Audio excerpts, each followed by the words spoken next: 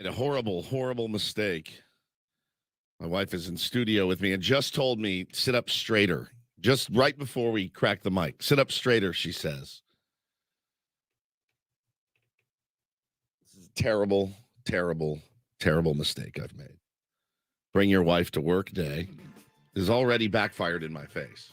Good posture is important. I get it. Holy cow. Hi, good morning, everybody. It's Ben and Woods on 97.3 The Fan. A little bit worse for wear this morning. Long-ass day. A little too much to drink. A little too much talking. All of it. I'm frazzled as I could be right now, and then cap it off with just one of the worst opening day performances you could imagine. Really, really cool. Really, really cool way to get things started this season for the San Diego Padres, the Ben and Woods program, and everybody. But I will keep it a little bit positive. Do some intros here this morning. I'm Woodsy. That's my wife, Hannah. Good morning, Hannah. Morning. How are you? Welcome. Good morning. I'm doing great. Yeah? Oh, I'm doing great. Thanks. Are you? Just sit up a little straighter. Well, you were slouching and it wasn't a good look. Fair enough. To Hannah's right is our executive producer, the great Paulie Ryle. Good morning, Paulie. Good morning. How are you? Good. Good. To my left, your friendly neighborhood sports anchor, Benjamin Higgins. Good morning, Ben. Good to see everybody on this Friday morning, this non-panic Friday morning, as I'm going to call it. Yeah, overreaction. No Friday, panic as I'm here. going to call it. No panic at all, people. Let's just back off the panicking. It's a bit of a letdown. Oh, even Bob Melvin was let down. Yeah, it's a letdown, but it is not indicative of anything. It's not a sign of anything. It's just a game. It's just a baseball game. That's what happens in baseball sometimes. Very philosophical of you this morning. I don't know what else we're going to say for 4 hours. I mean, are you going to take massive? I don't know what to say there. We should go home. I mean, are you going? House. You can't really read into one game and take big conclusions about the Padres. It is funny though. We can pick it apart a little bit, and I think we should. But here's the interesting part: when you have certain guys that you have come to know play a certain way, and then you fool yourself into thinking, well, potentially, maybe they've gotten over that hump. And then when that player comes out and plays exactly like you expected him to play because he's given you no other reason to believe he would play any other way, that's what it's kind of a bummer. That's where you go. That's when you hear the same old. And there was, obviously one that jumped off the page last night.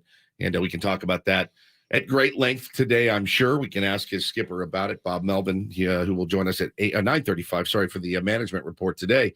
It was a bummer. It was a bummer of a game. It was the weather was so awful all day yesterday, really. And I had to sit there and think as soon as they did the intros and man, your skin's tingling and you're so excited and you're losing your voice screaming for these guys. I tweeted, man, it's one thing to read about these guys, see them in spring training, but when you see them in person at Petco Park, run out on the field, you're like, oh wow, this is really something else.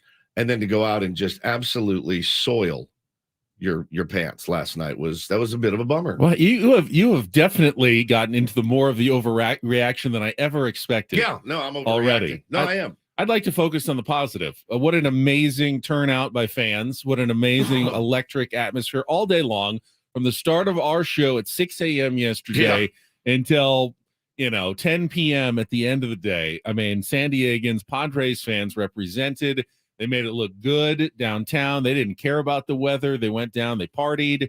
They were everywhere throughout the gas lamp. The energy was amazing. It felt almost like the playoffs, in October, rain included, a little drizzly, and it felt like a postseason game in March, which is not something that I think of many communities, maybe no other baseball communities in America are getting right now, is the kind of energy we have in San Diego for our team. I don't know, man. Did you see the screenshots rolling in of Cincinnati?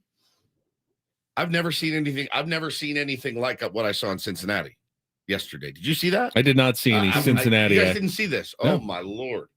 It looked like Mardi Gras in Cincinnati. Cool. But, I mean, look, it's opening day. That's obviously going to pilfer off and filter out over time. But, dude, I was bummed. Look, man, you look forward to it for so long. Mine is also, we planned this kind of staycation, which was a blast. We had an incredible time.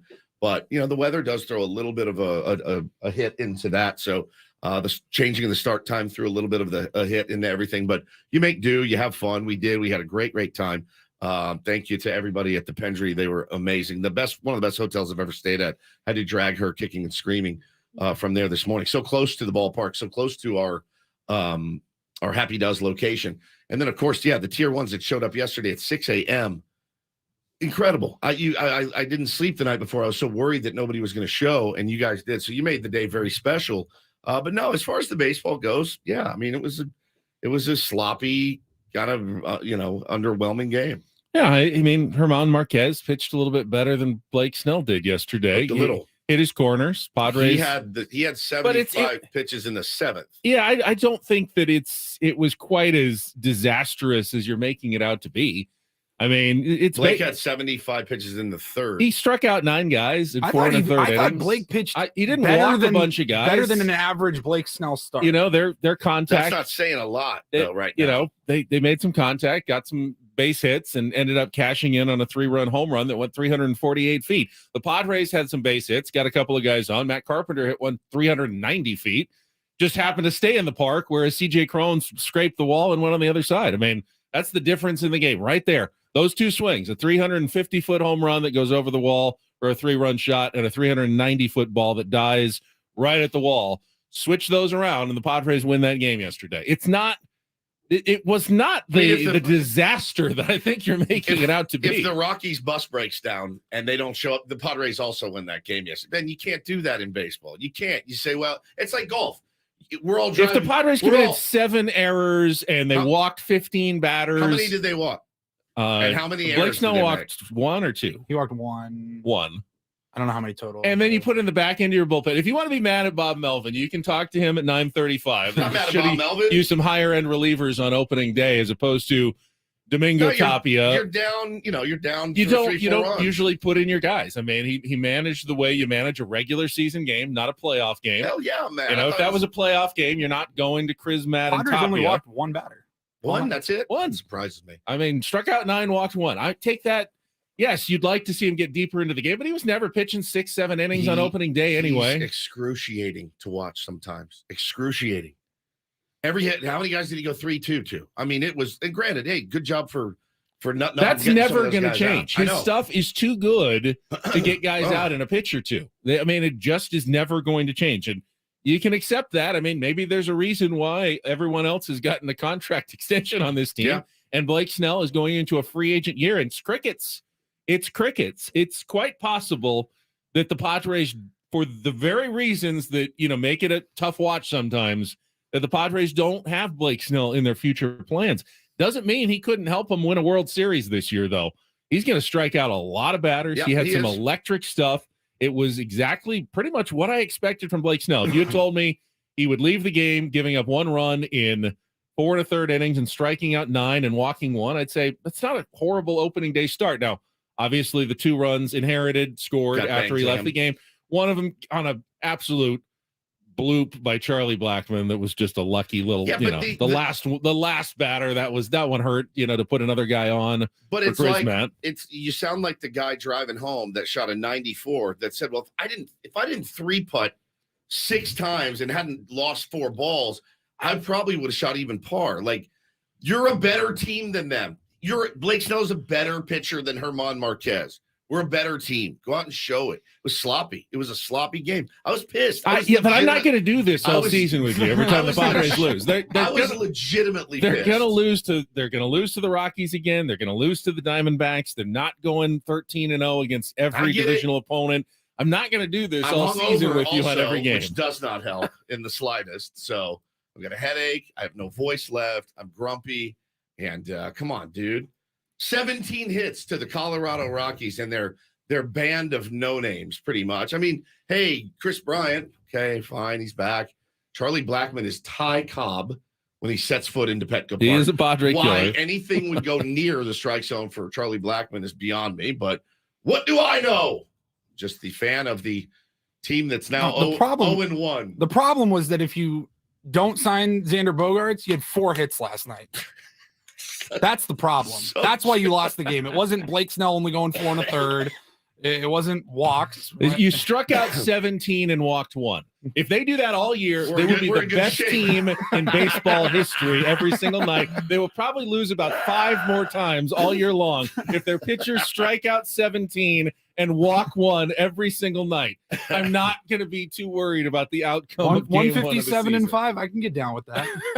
So mad. 17 walks, 17 strikeouts, 1 walk by the 4 Padres pitchers, none of whom were their top guys. You know, you didn't have your number 1 guy starting. Throw it!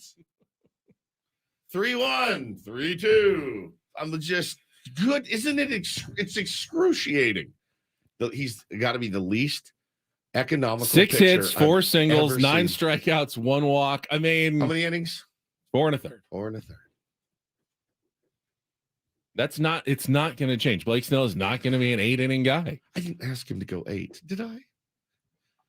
Did I say he has to go 8 or 9? Heard Coach yesterday when he was crossing with us. Back in the day, he used to say, "Hey, what's a good starting pitcher?" Well, the guy goes 8, maybe 9. Not anymore. Starting pitcher these days goes 5. How about 5? Is that too much to ask? 5. Give me 5. You think he goes 5 innings? You think we win that game? I have no idea. I have no I idea. promise you we don't. I have no idea. But you're right. You got to hit. You got to play defense. I know Soto didn't get charged with an error. I mean, look, at the end of the day, it was a wet field. Same thing happened to Dahl and Wright. Both got bad jumps. Neither of them laid out, but it's also a soaking wet field. You probably can't get your footing on. Hassan Kim's error was, that's pretty rare for him. Not a guy you can make mistakes behind, though. He's not. Blake Snell is not a guy you can make a mistake behind. I would also say that in game 1, I do not want Juan Soto risking 100%. a major injury. I fully agree. In the first game of the season, laying out for a ball. I mean, on a field Manny you can't get your Machado foot. has taught us that, sometimes discretion is the best way to get through a baseball season and be the most productive player that you can be. And, that means that occasionally you're playing at 90% instead of 100% to make sure you're still out there. Dealing with an oblique muscle, he's out there on opening day trying to help the team. He went 0 for 4 with a strikeout. Maybe still trying to get back to 100%. Didn't have the full preparation the last week and a half of spring training. Not going to be worried about Juan Soto. We saw what he was doing in spring training. He'll get back to that very quickly. But yeah, that's, Padres needed more hits. Jake went 0 for 3, struck out a couple of times. Great David job. Dahl. Great job. Enough. Jake's balls went a combined 9 feet from home plate, I think. But yeah, we missed some big opportunities. I mean, we got some guys on and missed some big opportunities in the game. And yeah, I can't wait for Fernando to come back. And but yeah, this that team's good enough. But you do need to credit Xander Bogaerts. Hell of a Padres debut for that young man. Very excited to see how I loved my favorite at bat from him. He hit the 2 doubles and those were beautiful. My favorite one though was the one he hit out to right center that was out or third, and he just bat to ball. The thing that John Smoltz says guys now are incapable of doing. He did it. It was a great AB and ended up getting a knock there too. So love that AB for Xander. Let's right the ship and go out and beat up on crap teams like the Rockies. A lot of other teams. It happened yesterday too, Benny, across baseball. It really did. There were some games that you looked at, and we'll talk about those today too. Some games where, like, the A's beat Shohei Ohtani last night. Didn't really beat him, but the A's didn't beat him at all. Didn't beat him at all. Shohei Ohtani was the pitcher, and you won the game at the end of the day. At the end of the game, by the Oakland A's, they beat you. If you're a Halos fan this morning, you're pissed. I think you have a right to be pissed because, like we said, we should beat up on the Rockies. They should beat up on the A's, and we didn't. We got bodied. Getting bodied is the worst part. 17 hits is the worst part. That's the part for me. I'm like, all right, that's embarrassing. That's embarrassing. All these people waited 17 hours for this game, and you come out and get bodied at home. You lose by 1 on a walk-off or Bob Suarez walking a guy, fine. And I know it's a long season. I'm captain of 1-0. That's my whole mantra. I'm captain of enjoy the ride. Yesterday was a long SE day. Made even longer. That was not terrible foreplay at all. That was not what we're about. Can we get into a better mental frame and better space? That's how I do foreplay these days. I'm gonna pick the Daily Ditty, try to get us in a better mood when we come back. I need some Alka-Seltzer. I'd like to see a little bit different attitude by the time Bob Melvin comes on at 9:35. I'll light him up. We'll also have Eno Sarris joining us. It's Craig Elston Crossing Streams Friday. You know what? This is the start of 162. It's not the be-all, end-all. It's the first game of the season. We'll talk some Aztecs. They're going to the Final Four playing tomorrow against Florida Atlantic. Big sports weekend in San Diego. We got Paul here. We got Hannah here. We got Woods here. I'm Ben. Hey, we're in this together. Your tier ones are awesome. We'll be right back after a check of traffic here on 97.3 The Fan.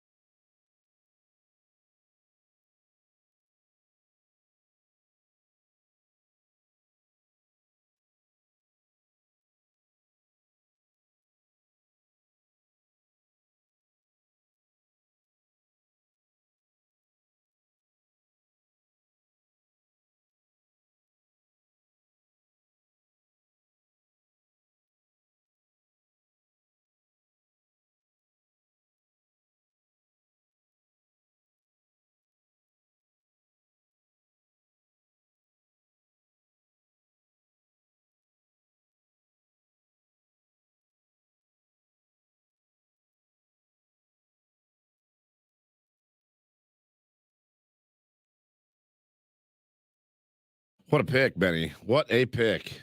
One of the I best love riffs songs ever. like Kick In like Yes. that. I love that sort of, Women Who Rock month we're going with here. The Bangles, Hazy Shade of Winter, our daily ditty selection on a Friday. Hazy shade of spring. It felt like a winter yesterday around Petco Park.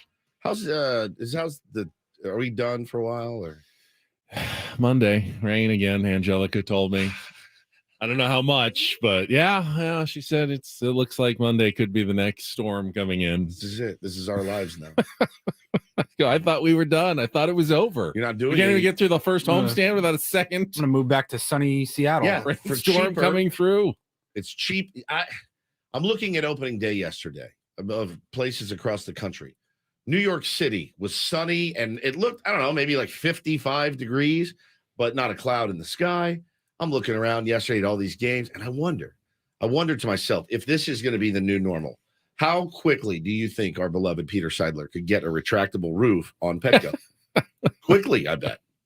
It's about like next week. If anybody why can not? do it, it would be him. I have the utmost faith in him. But yeah, that's I want to ask Bob Melvin today when we talk to him at 9:35. Just kind of the look, guys. At the end of the day, it is one game. There's 161 of these to go, plus hopefully some playoff games as well.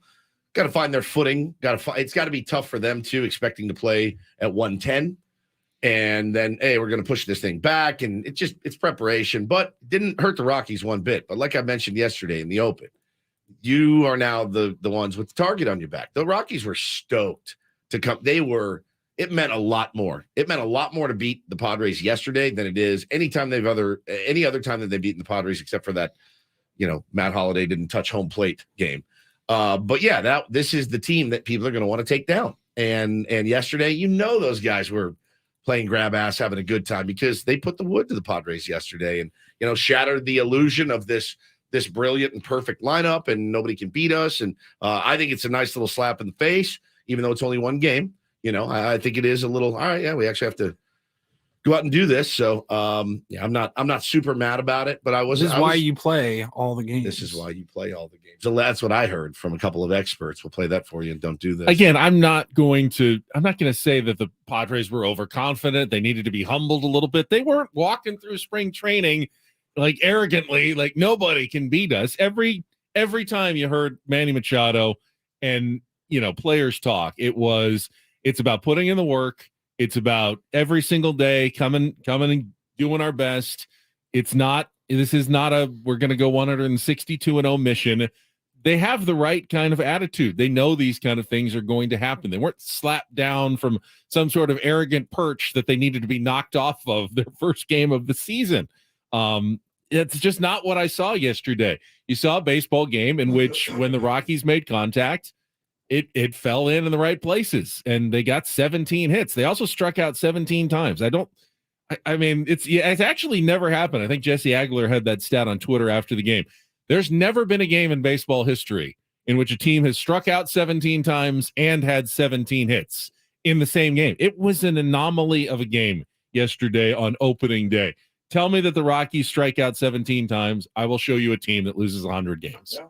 If they do that every time, they're not going to be very good. And if you tell me the Padres pitching staff is going to strike out 17 and walk one, I will show you a team that will win 100 games quite easily, actually, over the course of the season. Yeah, I would imagine. I think, just for me, it was the lack of the offensive punch at all, kind of sloppy defense and really not great pitching at all. So it's fine. It's over. You flush it, you move on, and you got another shot at those guys today. Yeah, move on to the second game of the season tonight, 6:40 first pitch, 5:40 pregame show with in-season Sammy here on 97.3 The Fan. Nick Martinez, I like Nick getting a start today.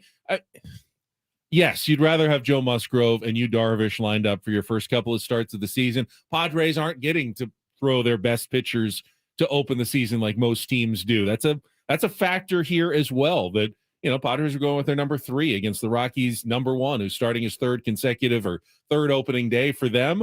They had to go with other guys because of circumstances in spring training. Yeah, but we were also the ones telling everybody, hey, how great is it to have a former Cy Young winner as your number 3 to go out and absolutely shove against a crap team like the Rockies? We all said that. So we have to wear that.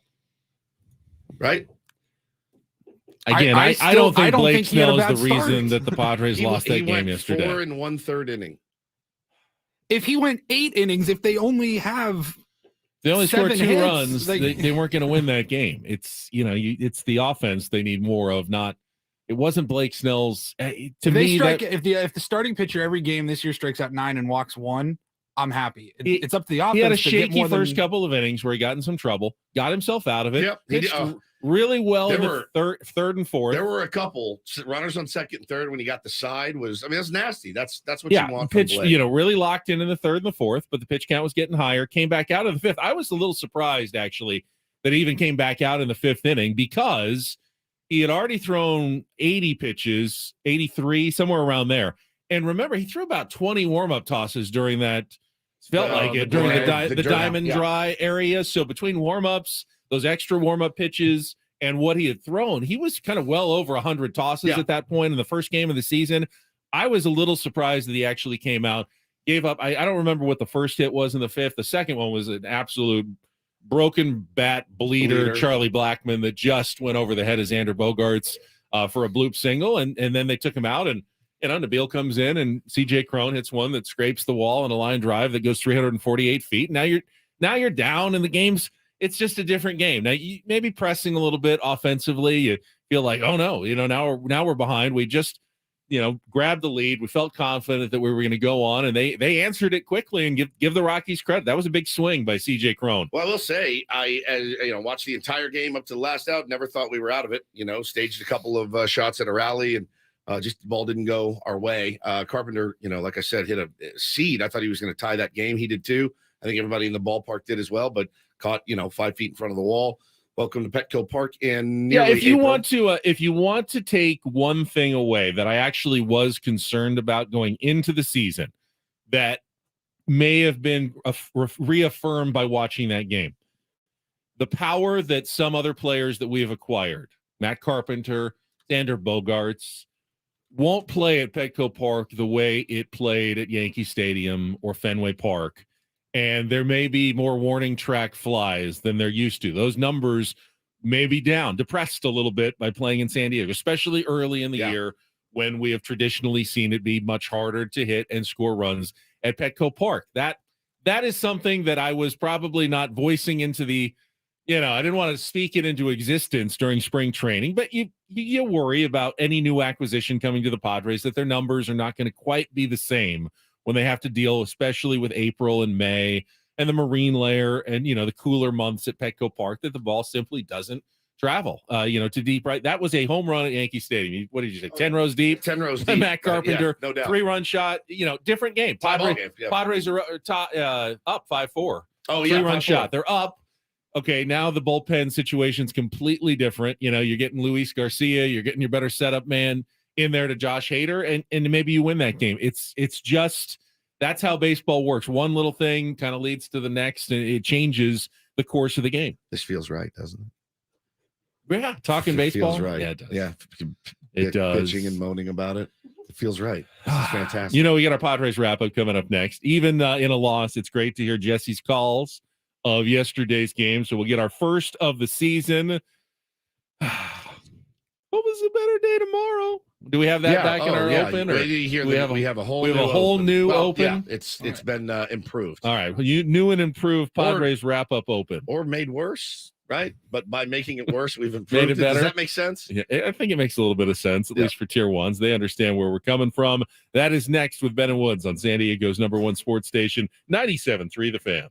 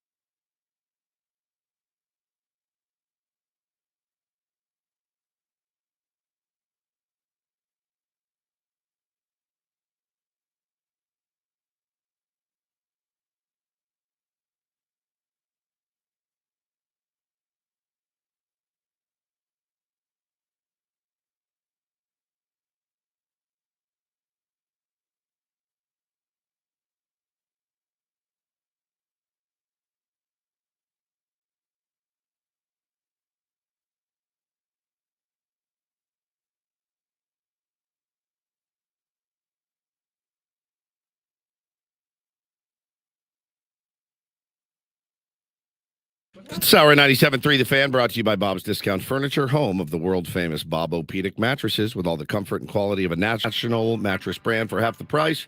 No matter your budget, there's a Bob-O-Pedic memory foam, hybrid or hybrid plus mattress for you. Check them out at mybobs.com. Would you rather talk about the Aztecs? Because we can definitely talk some San Diego State basketball today. Let's do it all. We will. You know what they did yesterday? We'll maybe talk about the matchup in a little bit, but this was very cool. So have you heard of the Final Four gift suite? The Final Four gift, is it like where you get to go through and get free stuff? Yeah. They did players get to go on this like shopping spree when you get to the Final Four. I know I roomed with a football player for the San Diego State Aztecs in college, and when they went to a bowl game, it's kind of the same thing. A gift bag. It's like, it's not even a gift bag. It's like they walk into this like ballroom at the hotel. It's called the Luxury Lounge. And he's like, the whatever bowl game it was in 2009, it was sponsored by Jordan Brand. So there was tables full of shoes, gear, sweatshirts, sweats, whatever you needed, and you just got to walk in and be like, ooh, I like that. So I got my size in that. I'll take one that. of the best Sopranos episodes ever is they go to LA to pitch a movie, Chrissy and I can't remember who else was, but they go to pitch a movie and they see, Ben Kingsley and Lauren Bacall, and they're walking through this luxury lounge and like, hey, how do we get in there? And they're like, oh, sorry, it's for celebrities. And Rolexes and all kinds of fancy, like here, take this car for a month. And that's that episode. It was called Luxury Lounge. That is like one of the coolest things they get to do. Yeah, and I didn't get the final like statistics on the overall value of what they were able to get, but there was that like Apple electronics and cool rad, like denim jackets, Final Four gear, all kinds of stuff that players get to go and pick. Now, they're making a lot of money for the NCAA. Oh, remember lots that and the lots. NCAA makes truckloads of money on this event every year. It's their big money maker. The bowl games, that's not NCAA. Those are their own. The college football playoff, it's its own independent entity. So the NCAA doesn't share in that revenue. Their one big money maker every year is this tournament, with all the television rights fees, everybody watching and filling out their brackets. So it's the least they can do for these players who are making them tons of money, is treat them well when they get to the Final Four. But it is a bit of a perk that I think that not every player realizes that they get when they arrive. Oh, come on into this room. Look, an iPad or some cool gear, whatever you got, shoes, jackets, everything. Take your pick, walk through, grab everything. So a little bit of the luxury lounge of the Final Four yesterday for San Diego State. They also got to practice out on that floor at NRG Stadium, that massive, cavernous, massive, the giant video screen that they have at the Texans Stadium. So cool. I mean, it looks very impressive. So we'll talk a little bit more about that matchup later in the morning. But we're going to get to our first Padres wrap up of the season with Jesse Agler right after this check of traffic on 97.3 The Fan. From the premier Kia of Carlsbad Traffic Center, part of the Premier Auto family, here's Kelly Tannick. Looking pretty good on our roads at this time. Still seeing a little residual slowing westbound King Freeway toward the 5. There was an earlier crash from that transition ramp and stalled vehicle partially blocking the Pacific Highway off-ramp of northbound 5. Just a reminder, westbound 78 remains closed in the North County between College and El Camino Real for that huge roadwork project. I'm Kelly Danik with Ben & Woods, San Diego's #1 sports station, 97.3 The Fan. It's a shame if they lose. Did you miss any of the Padres game yesterday? Oh, it's been a great day today. Can't wait for more. Oh, God, here we go. Jesus Christ. It's the Padres wrap-up with Ben and Woods on 97.3 The Fan. Slam Diego? More like fail Diego. I just felt the way that the roster is built, they would have to outscore their opponents to win. Right-handed hitting Jonathan Daza will step into the box for the Rockies, and we are just about ready to open up this most anticipated season in Padre history. Snell will wind and fire. He deals, and a fastball strike right down the middle of 96. We are underway. Here's the 1-2. Cron hits it hard, and that bounces through the left side for a base hit. Bryant will score easily from third. Blackman advances one station, An RBI single for C.J. Cron, and a 1-0 Rocky lead in the first. Here's the 2-1 pitch. Manny swings, skies one out into center field. Daza trying to find it in the raindrops, coming in towards right center. He'll make the catch. Grisham is tagging. Here comes the throw, not in time. Sack fly Manny Machado, and a 1-1 game in the first. 3-1 pitch, hard hit liner into left center, and a base hit for Bogaerts in his first at bat as a Padre. Gonna roll all the way to the wall. Castro picks it up at the base of the fence, and the second double of the inning is Xander Bogaerts' first hit in a Padre uniform. Snell is set and ready. Blake will deal on 3-2, and a swing and a miss. 96 up in the zone, and 3 straight strikeouts to get himself out of trouble here in inning number 3. No runs, a hit, an error, and 2 men left in scoring position. 1-1 pitch coming. Carpenter grounds one towards first base. Cron charges, has it. Fires down to second wide, and a run going to score as Bogaerts crosses the plate. The shortstop, Tovar, I think wisely came off the bag at second so that throw didn't go into left field. But in doing so, they lost the out at second. They obviously lost any chance at a double play. And Bogaerts comes in to score. And the Padres have their first lead of the night. It's 2-1. C.J. Cron launches one to deep left field. Soto goes back, looks up, and it is gone. A line drive home run just over the left field fence. And C.J. Cron picks up in 23 where he left off in 22. A 3-run shot. And the Rockies hop back in front. It's 42. C.J. Cron, who's driven in 4 of the 5 Rocky runs, leads off, swings at the first pitch and sends one to deep right. At the wall and gone. A home run. Dahl was up against the fence and right. Looked like he might have a play on it, but no. Second homer in as many at-bats for C.J. Cron. And he is now driven in 5 as the Rockies lead it 6-2. 1-1 pitch is hit well in the air to deep left field. Soto going back. He will look up, and this one will go. And Lowry's Montero with a home run. The Rockies go back-to-back in the 7th. 3rd home run of the night for Colorado, and they now lead 7-2. Pitch to Dahl, swung on, sent in the air, straightaway center field, well struck but playable. Daza, about 5 feet in front of the warning track, is there. He makes the two-handed catch, and the ball game is over. Padres fall on opening day for the 2nd consecutive season. Final score here tonight, the Rockies 7 and the Padres 2. Home opener, you want to make a great first impression, so it's disappointing. Everybody wanted to win the game tonight. At the end of the day, it is only one, but would have been nice to take the opener. Last year's opener was really good, and we were hoping to follow it up, with the same type of game.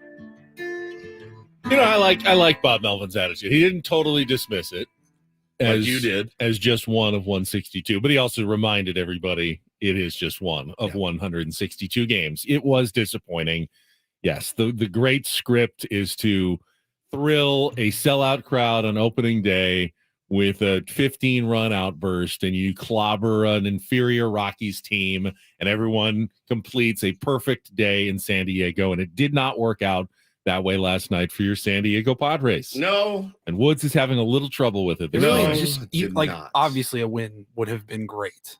It just felt like everything, and not just baseball, but everything was against us yesterday. The rain, the time change. Yeah, they did. The rain delay. The rain coming back in like droves. 3 or 4 times over the afternoon.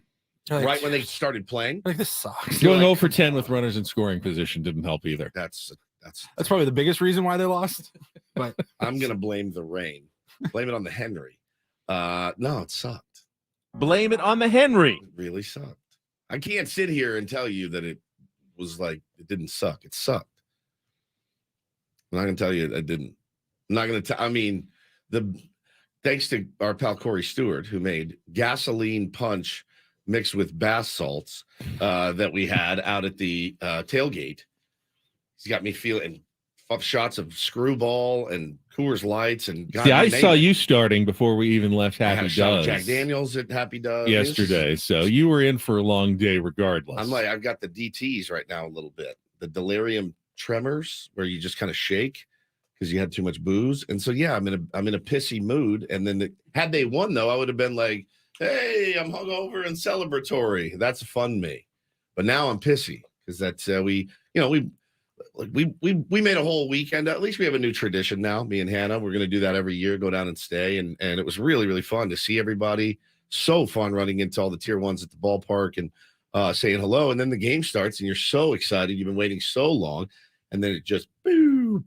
And I'm a guy too, like if you know my personality, I build it up in my head to where almost everything's a disappointment. Honestly, like I build it up so much, and I built it up so much over the last 6 months that I was so excited to just start bodying people and go like 28-2 in a month that when they came out and looked pretty uninspired and inept, offensively, certainly, and defensively, they looked inept. And I went, this is not what I built up in my head. And I was immediately let down. I mean, do you think this is going to be a good or a bad defensive team this year? I think it should be a good defensive team. Yes, Ha-Seong Kim committed an error. I'd say about 6 weeks ago. I can't remember who we were talking to, but I want to say it was our first time catching up with Jesse Agler right around spring training.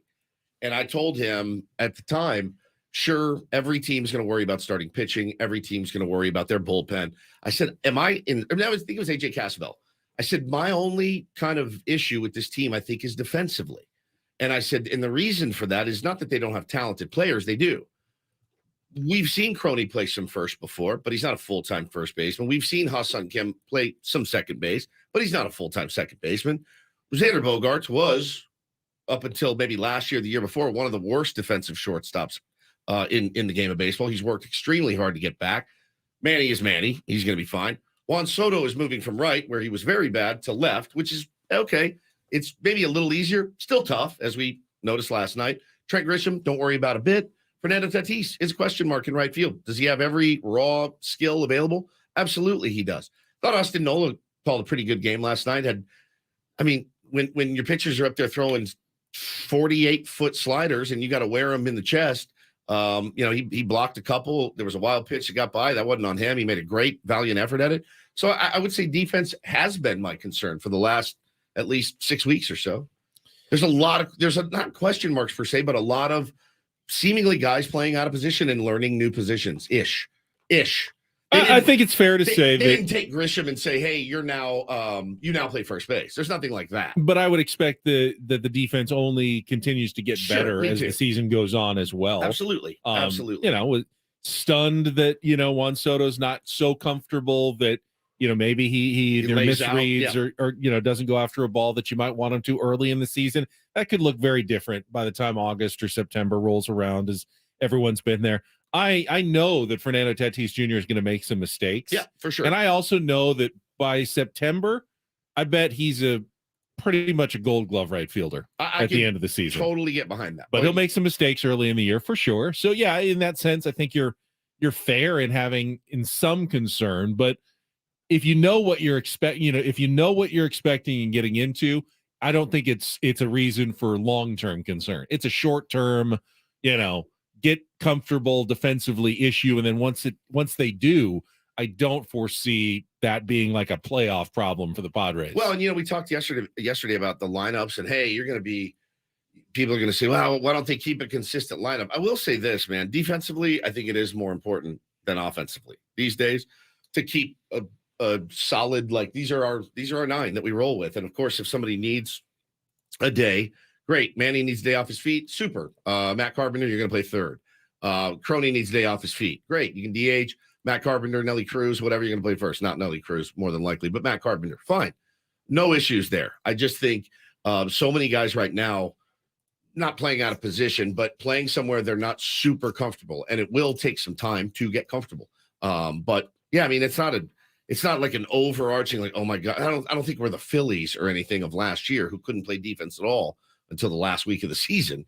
They were atrocious. So I don't think we're in that camp, because we still have really good defensive players. And that the Ha-Seong Kim one, he just booted it. It happens. Yeah. Happens the I best. mean, it's wet, ball skids a little bit, something like that. It happens. Yep. Ha-Seong Kim is an outstanding defensive Phenomenal. player. That was a ball up the middle. Doesn't really matter if you're a shortstop or a second baseman on a ball up the middle. He's going to make that play most of the season. Yeah. That was actually the only error the Padres committed. Today, I'm calling this Nelly Cruz opening day, because I fully expect Nelson Cruz to get his first start at designated hitter going up against a lefty in Kyle Freeland. I wonder what other potential lineup changes we'll see. Does Trent Grisham drop in the order against a lefty today? I would expect he won't bat leadoff against Kyle Freeland, that you'd probably see him deeper in the order, because why why set up a lefty-lefty matchup 3 times when maybe you only have to do it 2 times late in the order? So does that mean, Ha-Sung Kim goes up to the leadoff spot? Do you just bump Xander Bogaerts up to the leadoff spot today? I'll be curious as to what Bob Melvin's day 2 lineup looks like. We'll ask him about it, and he won't tell us at all, but that's at fine. 9:35 this morning when we're joined by Bob Melvin on our management report. Yeah, look forward to that. Always look forward to talking to Bob. Well, I've got some thoughts, and you'll see you'll tonight. see around 2:30 or so when we put out the lineup what we decided. He does surprise us sometimes. Sometimes he's absolutely, by the way, direct and tells us exactly what's going to happen. Got to give credit where credit's due. Coach actually nailed that lineup yesterday. I asked him what he thought the lineup was going to be. He absolutely nailed that lineup. He did when he sat in with us at Happy Does. He had Grisham in the leadoff, and on he went. We did. All right, our Padres done. wrap up was brought to you by Hamul Casino with thrilling slots and tables, all the best rewards. Hamul Casino has all the fun you're looking for. Hamul Casino, fun above all else. All right, we'll come back, play a little Take on Woods. We'll get into some Don't Do This, hour number 2 on a Friday next on 97.3 The Fan.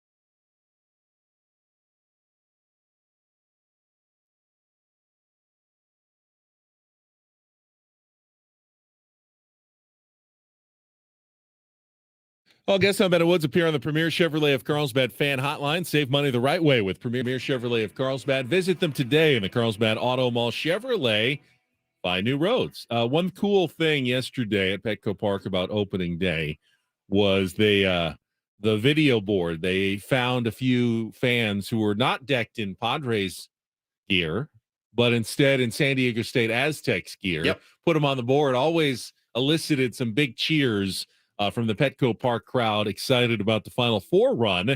And we just got an announcement from the Padres. Paulie, call that up. Padres are going to be doing something pretty cool tomorrow at Petco Park. Yeah, the Padres are going to open up the gates to Petco starting at 2:30 tomorrow, and they will show SDSU's game against Florida Atlantic in the Final Four on the giant video screens. Good bit. So fans with tickets to tomorrow night's Padres game. Yeah.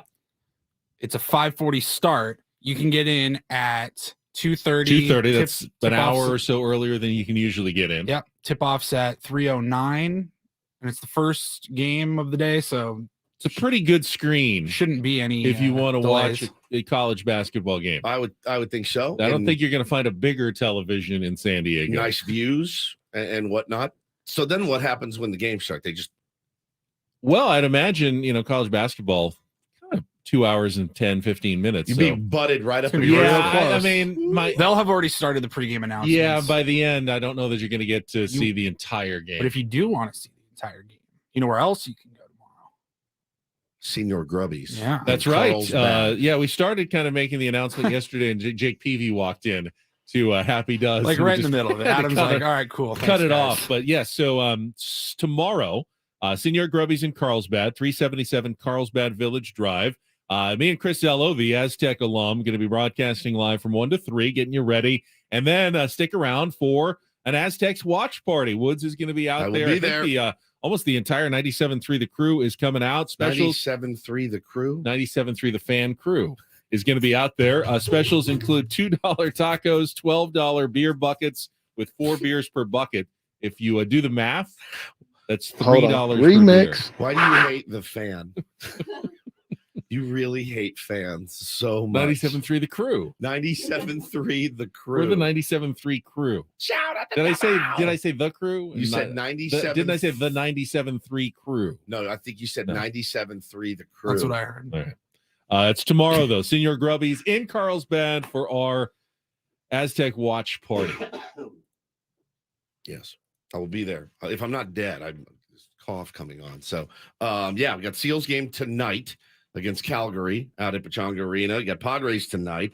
It's gonna be a crazy weekend. Then, of course, I'm excited to watch that game, man. You had told us a little bit earlier, a little nervous because something different is happening. Yes, I've been going through it, and pretty much, I mean, not everybody, but in the first 4 rounds of the tournament, round 1, Charleston, sexy upset pick across the country, including all the college basketball experts. 12-5. A lot of them had San Diego State losing. Furman, second round. Oh, so many people like the Paladins to knock off the Aztecs and get to the Sweet 16. In the Sweet 16, of course, everybody on Alabama, number 1 overall seed. This is where the dream runs for SDSU ends. And then, even though the Aztecs were the better seed, Creighton was clearly the favorite of the college football, the knowledgeable college football expert in the college basketball expert in the Elite 8. So here we are now. The Aztecs have reached the Final Four, and I'm looking at all the picks this morning. Seth Davis says he's got the Aztecs as the pick, -1.5. I look at ESPN's experts, every one of them, all 4 that they have in their column this morning, all of them picking San Diego State to win the game. How do you go through an entire tournament where you don't think this team is going to win any single time? And now they get to the Final Four. And I know they're playing a 9 seed, but guess what? That 9 seed played really well to get here. Yeah, but you also picked against them against a 12 seed. And what was Furman? 13 seed. Yep. Yeah. So, but now against the 9 seed Florida Atlantic, everybody thinks the Aztecs are going to win tomorrow. Sometimes people need to see it to believe it, and to see what they were able to do against Alabama. Obviously, Ben, that turns a lot of heads, and again, Creighton as well. Creighton could shoot. They were a really good shooting team. Did not shoot particularly well. Why? Because of the Aztecs smothering, stifling defense. You watch them play 4 defensive games like that.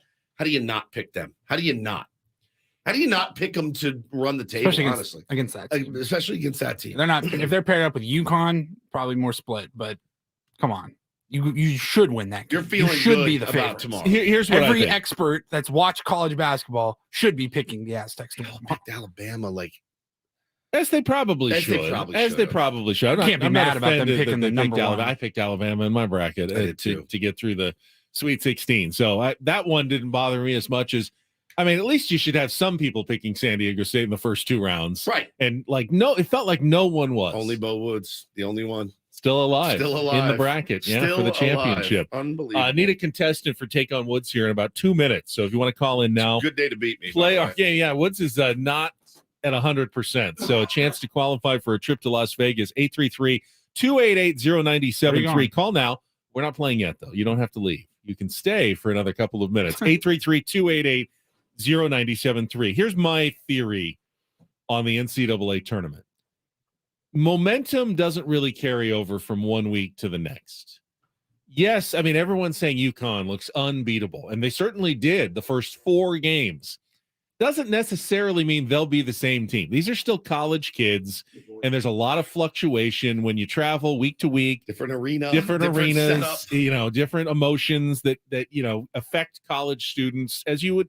And it's not. That's fine. They're college kids. I think UConn is definitely the favorite here, but they're not. You can't just expect them to play the way they did against Gonzaga. Oh, they beat Gonzaga by 25. They're going to throttle Miami, and then they're going to wax the floor with either San Diego State or Florida Atlantic. Florida Atlantic, they've been shooting well. They get through the tournament. Doesn't mean they're going to shoot well in this round of the NCAA tournament. One thing, though, that does carry over is defense. San Diego State, you don't really get cold on defense like you do in shooting, like you do in other elements of the game. It's fundamentals.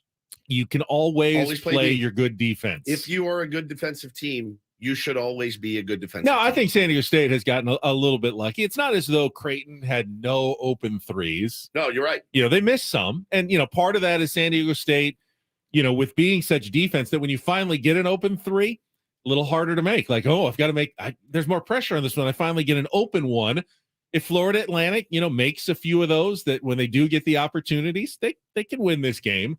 But I will tell you that San Diego State's defense will once again make it very difficult on the Owls. The matchup, size-wise, and, just in terms of what Florida Atlantic is trying to do, does seem to favor the Aztecs in this game. And that's why all the college basketball experts are picking San Diego State to win this one. Yep. And like Paulie said, I think it's probably the smart pick here.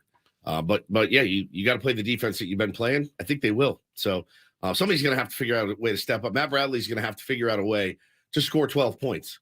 If Matt Bradley scores 12 points and you play defense, heck, 18 would be nice. 18 would be we know fantastic. He can do it. We know he's got it in him. And one thing that he won't go up against is, those taller players that he had to face against. Yeah, there's just one. In Alabama, there's the one center. He'll be underneath. He won't be trying to block Matt Bradley's, fall away 15-footer. He'll be able to get it over the 6'4" guards that play for Florida Atlantic. So it doesn't mean he's going to make them, but he'll be able to get his shots in that game. I agree with you 100% there. College basketball Woods. Thank you. Matt Bradley and his offense will play a key role in determining the outcome of the game tomorrow. I usually sit on all my good takes for the. You wait until the Final Four. I wait until the tournament. I'm a big tournament guy.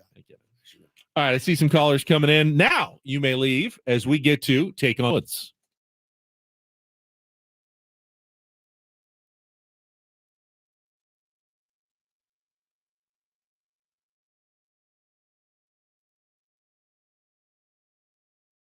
And we say good morning to James for Take on Woods today. Hello, James. Good morning. Let's go Padres. Good morning. All right, 1-1 after today. That's our goal. But you can go 1-0 Padres in Take on Woods today. And if you do beat or tie Woods, you will qualify for our grand prize drawing. It is tickets to see 38 Special. Still a fan favorite after all these years. They'll be live in concert on April 28th at the International Theater at the Westgate Las Vegas Resort and Casino. We'd like to send you there 2 nights at the Westgate and tickets to the show. All you have to do is take on Woods, beat him or tie him in our 5-question, 60-second musical challenge. And to give you a bit of an advantage, we'll let you go first and pick the category. Here are your choices, James. We've got From Your Lips, musical answers that include the word lips, Way Station, 5 songs that include the word way, and Make Mine a Double, 5 songs with a type of alcoholic beverage in the title. That would be a fun one for Woods today after feeling a little hungover. So, James, which one would you like to play? From Your Lips, Way Station, or Make Mine a Double? Let's go. Make mine a double. Make Mine a Double. All right. We are looking for 5 songs again with a type of alcoholic beverage in the title. You'll get 60 seconds. If you don't know an answer, say pass. We'll skip it and come back if there's time left on the clock. Our first question is our 2-second song. Paulie will give you a little bit of music. You need to give me the title and the artist to score that point. And remember the category, alcoholic beverages. Are you ready, James? Let's go. All right, 60 seconds on the clock. The category, Make Mine a Double. Your time begins when Paul plays our music. Good luck, James. Let's take on Woods.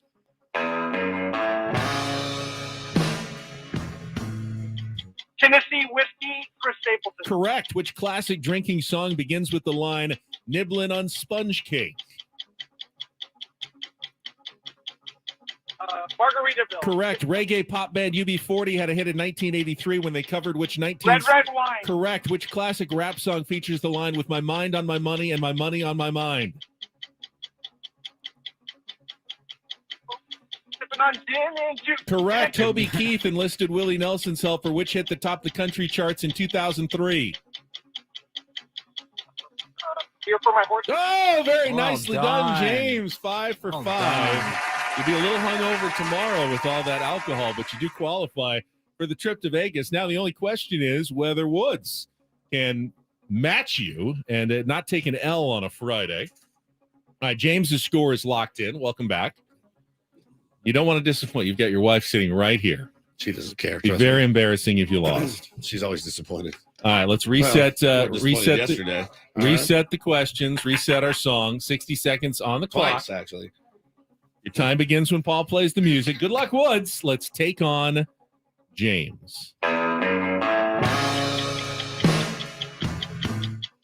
Sounds like Chris Stapleton. I'm going to pass, though. Which classic drinking song begins with the line, Nibbling on Sponge Cake? That was Chris Stapleton, Tennessee whiskey. Correct. Margaritaville. Correct. Reggae pop band UB40 had a hit in 1983 when they covered which 1967 Neil Diamond song?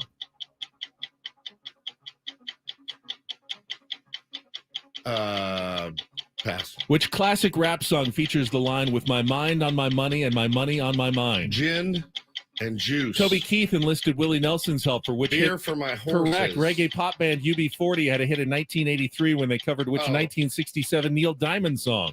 Something about drinking. Not Sweet Caroline. It's UB40.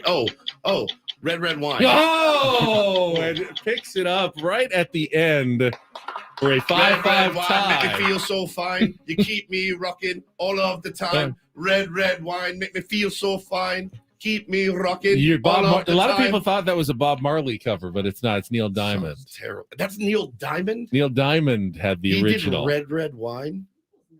It feels a little Neil Diamond. Yeah, oh but my God. UB40 was the one who really made it their own in the 1980s. 5-5. Everyone gets it right on a Friday. You needed that one. Woo. James, though, you qualify. Hang on the line. Paulie will get your 5-5s. information during the break. We'll put you into the drawing for the grand prize. We had 2 this week. Perfect scores. Man. And now you're even more hungover after Yes. all of that alcohol in our category. Make mine a double this morning. I literally could vomit thinking about alcohol. Well, you know what could really make Woods vomit? In fact, probably did last night. One of our Don't Do This stories. I was incensed.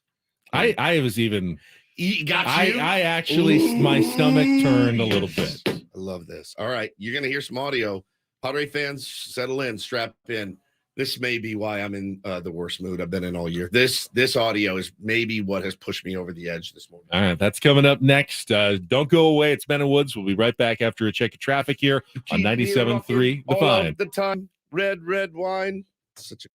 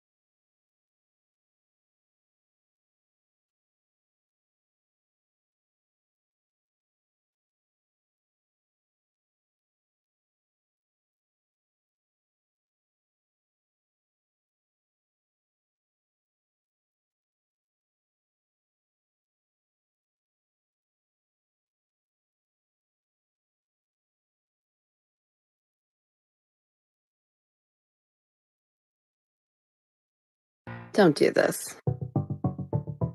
It's time for Don't Do This. What were you thinking? 3 stories from the world of sports that make us all shake our heads. Why? How many times do I have to tell you? I'm sorry, I fudged up, guys. You idiot. You moron. Dumbass. The apple sometimes does fall from the tree. Don't Do This Do not tweet that. with Ben and Woods I like a Nickelback song or two. on 97.3 The Fan. You can listen to 97.3 The Fan or The Crew if you'd like on the Odyssey app for your chance to win a 4-pack of tickets to Legoland every hour. You listen now through April 16th equals 1 entry in the contest. Awesome awaits at Legoland California Resort. Check out their newest edition, Miniland San Diego, featuring a replica of Petco Park. Tickets at legoland.com/California. And I know your dad listens a lot, so he's got a lot of entries to win those tickets to Legoland that he does not want to pay for again. No. Woodsy, why don't you get us started and just get this off your chest, because I can tell it's been eating at you for the first hour and 20 minutes of our program today. Legitimately, I think this is what put me in such a tailspin. I am the biggest, hey guys, no big deal. It's just one game. Let's go 1-0 today and everything's fine and enjoy the ride. These are all my mantras. But when I heard this last night, Ben, it sunk me into, like, I was so mad. And I sent it to you and Paulie, and I go, can you believe these smug P words, PR words? Because I would never say the other P word, babe, because you don't like that word at all. I get the massage. Is the bell around? Did we bring it with us? Yep, she's got a acapella bell. So last night on the Dodgers and Diamondbacks broadcast, somebody tweeted this into my timeline, and I go, should I listen, or is this going to enrage me? And, of course, I did, because I'm an idiot. 4-game series with the Diamondbacks, and then a 2-game series with the Colorado Rockies, who, by the way, currently have a 7-2 lead over the San Diego Padres. Cancel the parade. That's why you play the games. Oh, Oral.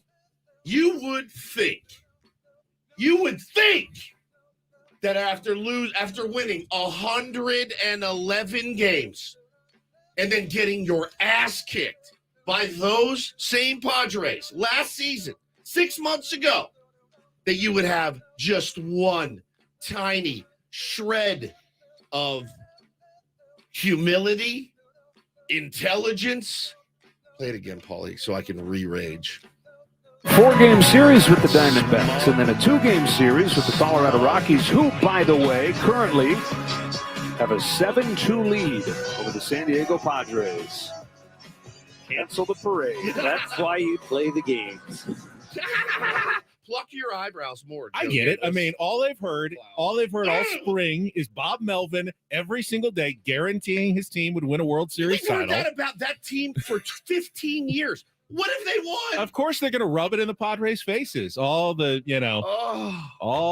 big boasts that the Padres have made all spring. They haven't. No, they haven't. The national media has, and I get that. Oh, I was so hot. And you, again, like I said, you're really going to unbuckle your belt, take your pants off in the booth, and do that over opening day. Honestly, guys, that's what spun me out. It really is. It's what pissed me off. That's why I was coming in. I was unfair to everyone. I apologize, but I was so mad at that last night. And for the record, because we've said it many times, and I will say it again, the Dodgers, while perhaps not as loaded as they have been in previous years, remain a formidable threat. We've said it all season in the National League West and in the National League. And somebody tweeted last night. And we've never changed from that. And no one has ever said otherwise in San Diego. Never. And I love how Mud and Don do their job. They would never do that. Ever. Those guys are turds. They're turds. Oh, I was so mad. I was so hot mad when I heard that. Just it's the smugness. Again, my friends, really good team with a lot of regular season wins. Yet you're not a dynasty. You're not. I'll say it again. I'll say it every year. You're not, but you act like you are. That's my biggest problem. You have good players. Dave Roberts is a seemingly likable fella. They walk around, Ben, like they are packing 12 inches all the time. And they're not. They're just average. They're average. They don't win World Series titles. They don't. That's the problem for me, and it always has been. Their fans talk down to our fans. But you have no championships. You've got an asterisk championship in 40 years, and you've spent more money than any other professional sports team, in at least in this country. Some European soccer teams may feel a little different. No one has spent more money than the Dodgers in the last 30 years. For what? A little 60-game championship. And that drives them crazy. It drives them crazy. And guess what? As it should. As it should. They have squandered away probably 5 opportunities to win a championship that I can think of, at least. You're not a dynasty. Stop acting like you are, Oral. But they'll make excuses about the Astros cheating or whatever's going on. That's it. It drove me. That's what pissed me off so bad was that audio last night. So I apologize to Blake Snell. I love you. I apologize to Juan Soto. I love you. Apologize to all of our boys. Let's get them today. Okay. And also go Diamondbacks. Now it was just weird because I don't want those guys to win either. Yeah. Oh, all right. I will also save that. You gotta save it and star it. Put it in red. If you had to sit down for dinner with Bob Brenly or Oral Hershiser, Bob Brenly in a heartbeat. Ooh, really? I don't know. In a heartbeat. I think I think Bob is just an old. I think he's just old. If there is a parade in our future, and that's an if, it's a big if still. Of course it is. We are playing that clip to open the show. Cancel the parade. We're playing that clip. Cancel the parade. That's 6th, why you play the game. 2023. Get those pluck those eyebrows some more, Joe. All right, I will also go to Dodger Stadium for a don't do this, but this is one that's actually led to a little bit of debate. Now, I didn't see. I wasn't into the ballpark for the first couple innings. I was still working on TV outside. I didn't see anyone run onto the field at Petco Park during the game. Did security ever have to be called in from what you guys saw? I may have missed it if there was. Yesterday? Yeah. No, I don't think so. The crowd was pretty jovial. You know, from what I could tell. People, partying all day. It does tend to happen. And someone ran onto the field at Dodger Stadium, but it wasn't the old just try to evade security or, pull your shirt off or whatever. He actually had a mission. Guy ran into right field at Dodger Stadium, turned back toward the stands where he was sitting. His girlfriend out there gets on one knee, and you can see what he's doing. He is making a marriage proposal on the field at Dodger Stadium. Now, again, I can never condone running onto the field, but I think kind of a romantic grand gesture, wasn't it? A little bit. I will give him a little bit of credit for that. His reward, I don't know if she said yes or not, but he got absolutely I hope she didn't. Leveled. I hope she was mortified. Leveled by the stadium security guard who went in with a flying form tackle. I mean, this guy, combine score went up with the tackle that he made of a fairly non-threatening fan onto the stands. Now, I don't think you can look at any fan on the field as non-threatening. I think that's just, if you're on the field, I think we, in this day and age, bro, don't you automatically have to assume that if you're on an area where you shouldn't be, and a field is definitely that for a fan, then you are a threat. He may not have a 9mm in his sock, but he might. Stranger things have happened. Would he be a bigger threat in the stands if he had a 9mm? I mean, yes. The field far away from everybody is exactly where you'd want that guy to be. These days, now if he's running up to a player, absolutely. But he wasn't. So scary. He was far away from anyone on the field. He was on a knee already. And he just got absolutely leveled by the security guard. The security guard just walked up, grabbed him by the arm, and walked him off the field fairly easily. That dude woke up this morning and went, all right, question for you guys. Over, under, he was sober when he did it. Because, again, he went out there with a purpose to propose, allegedly. That's what they're saying. So, sober, did he need did he bring the ring with him? I'm imagining. I think so, too. I don't think anybody has ever ran onto the field sober. How could you? How could you possibly? It is quite terrifying. But hey, what's the other thing I say a lot? If you don't start any, there won't be any. You won't get form tackle. I can promise you guys this. This is a promise. I will not be getting form tackled on Petco Park's field at any time this season. That's one thing I know isn't going to happen to me. I'm assuming you as well, Ben, Paul. I'm assuming not happening to me. Not happening to us. Sam Levitt, different story. Maybe. Adam, probably. Adam Klug, almost, I'd say 50-50 on that. Trying to get an in-game interview or something. But yeah, I just think you stay off the fields, and it made for a Stop shouting to Peter Seidler, sir. Stop shouting at Peter Seidler, sir. Because it's against the Dodgers. What'd you say? I can't hear you over the din. Is it extra sweet because it's against the Dodgers? Still, I got nothing. You have a mask on, and it's really loud. Bad Bunny's playing.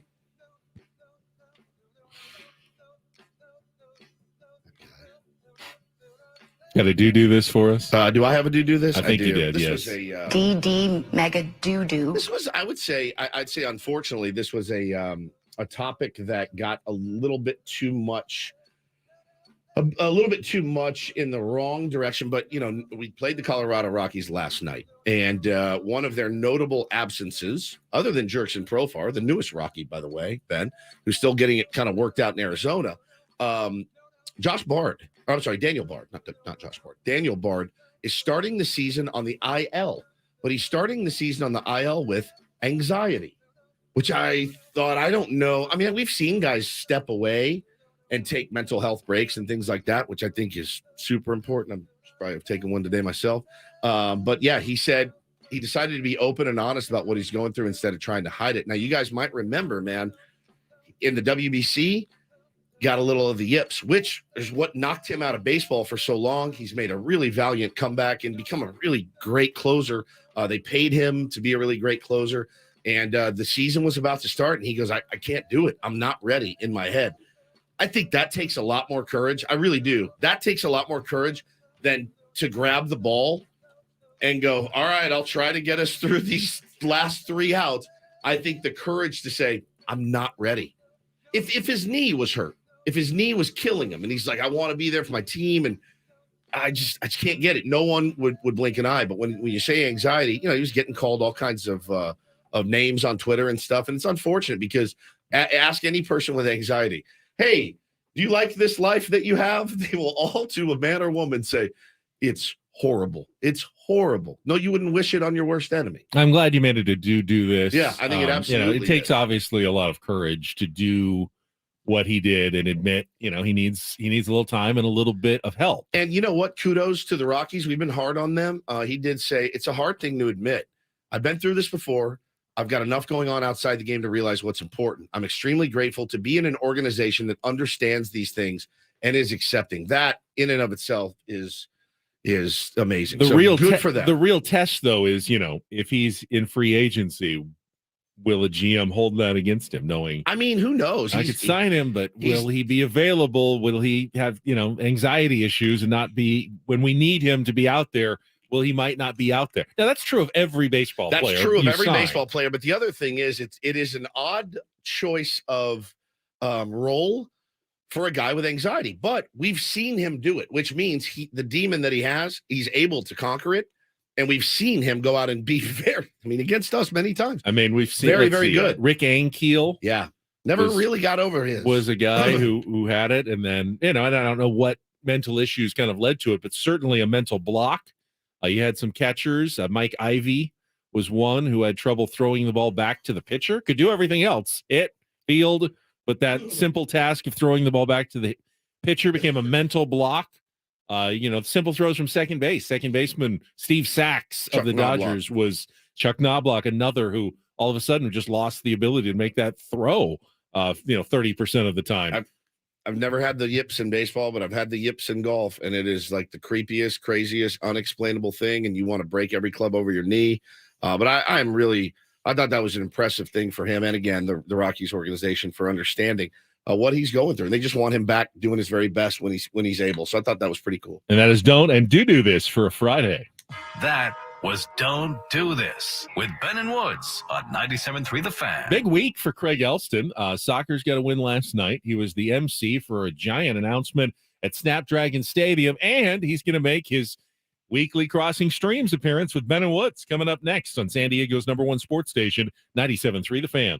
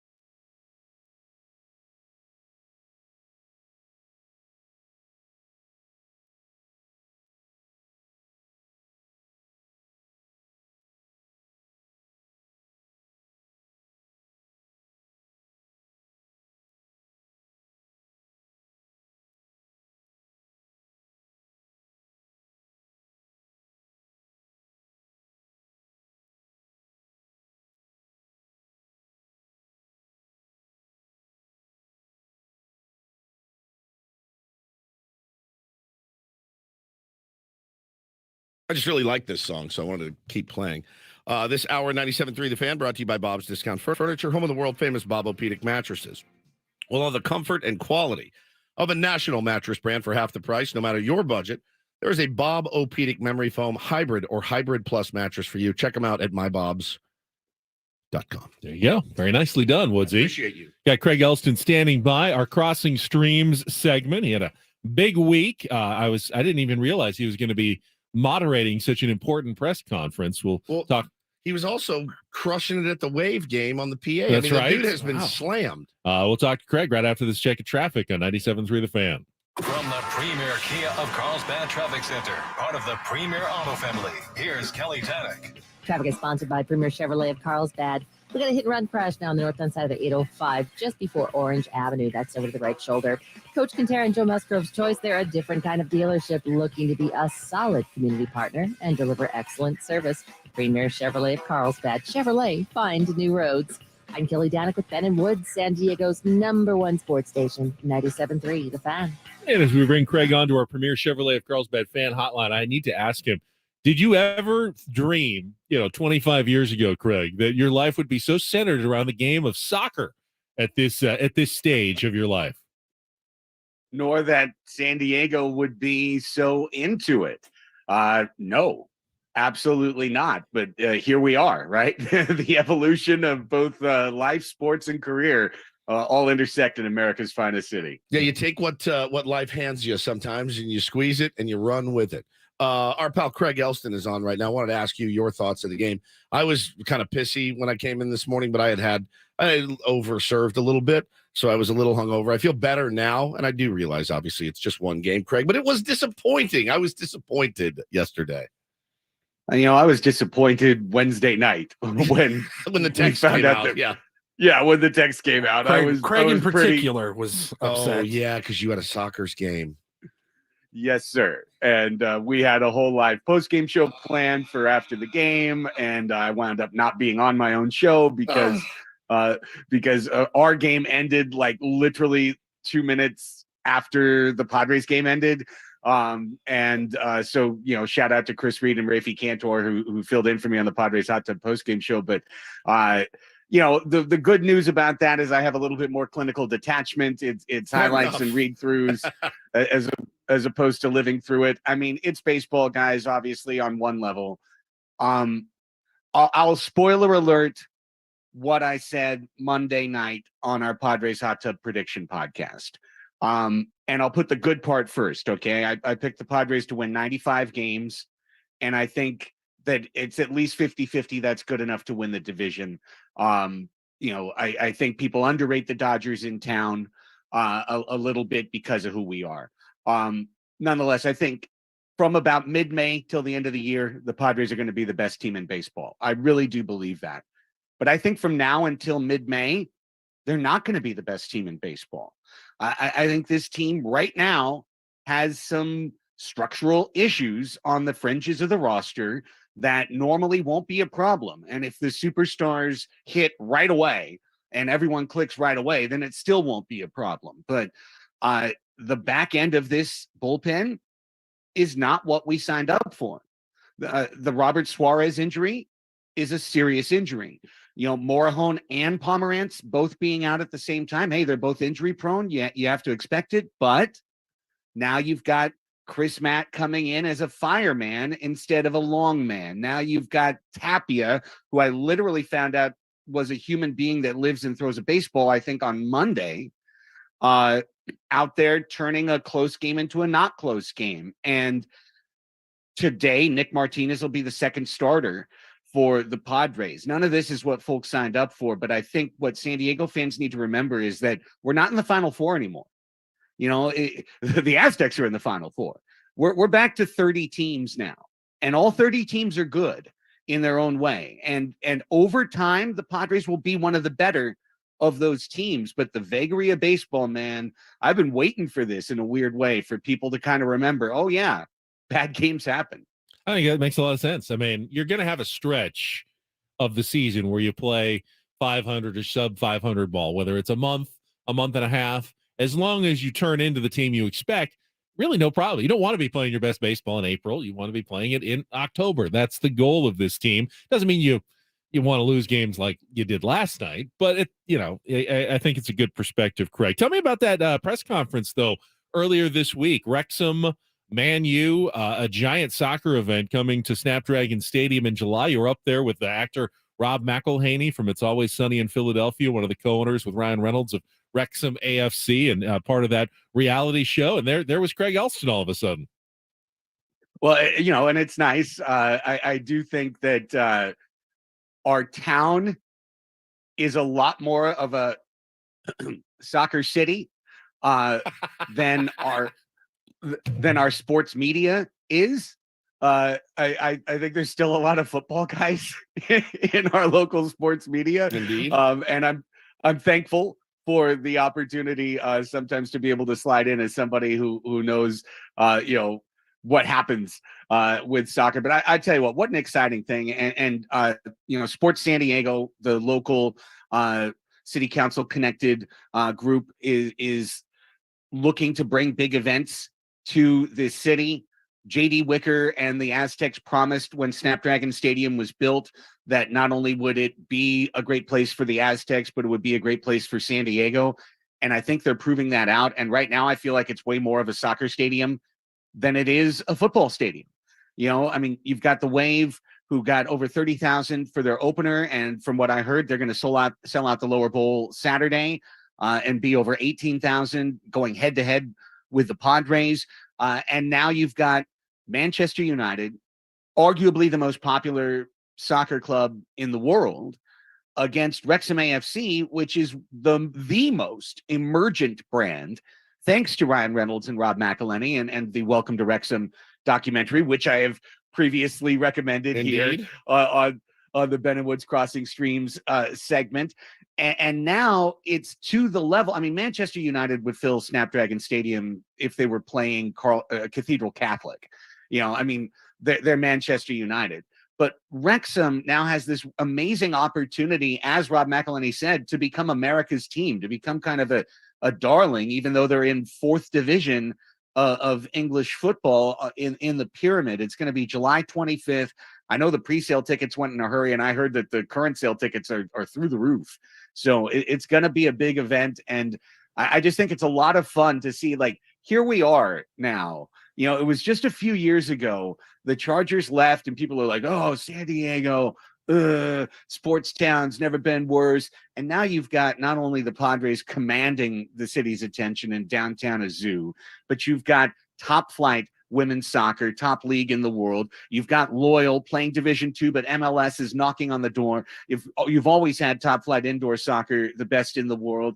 It's becoming really a soccer mad area that now giant brands like Manchester United want to have their footprint in San Diego. So I guess, Craig, I'm just a little confused almost. Why San Diego? Because that game would sell out SoFi Stadium, AT&T Stadium in Dallas. Is it the new stadium? Is it San Diego is just that great of a soccer market? Or are they doing a world, a U.S. tour? Because it's a little surprising that they would pick little Snapdragon Stadium when that would sell out an 80,000 seat stadium.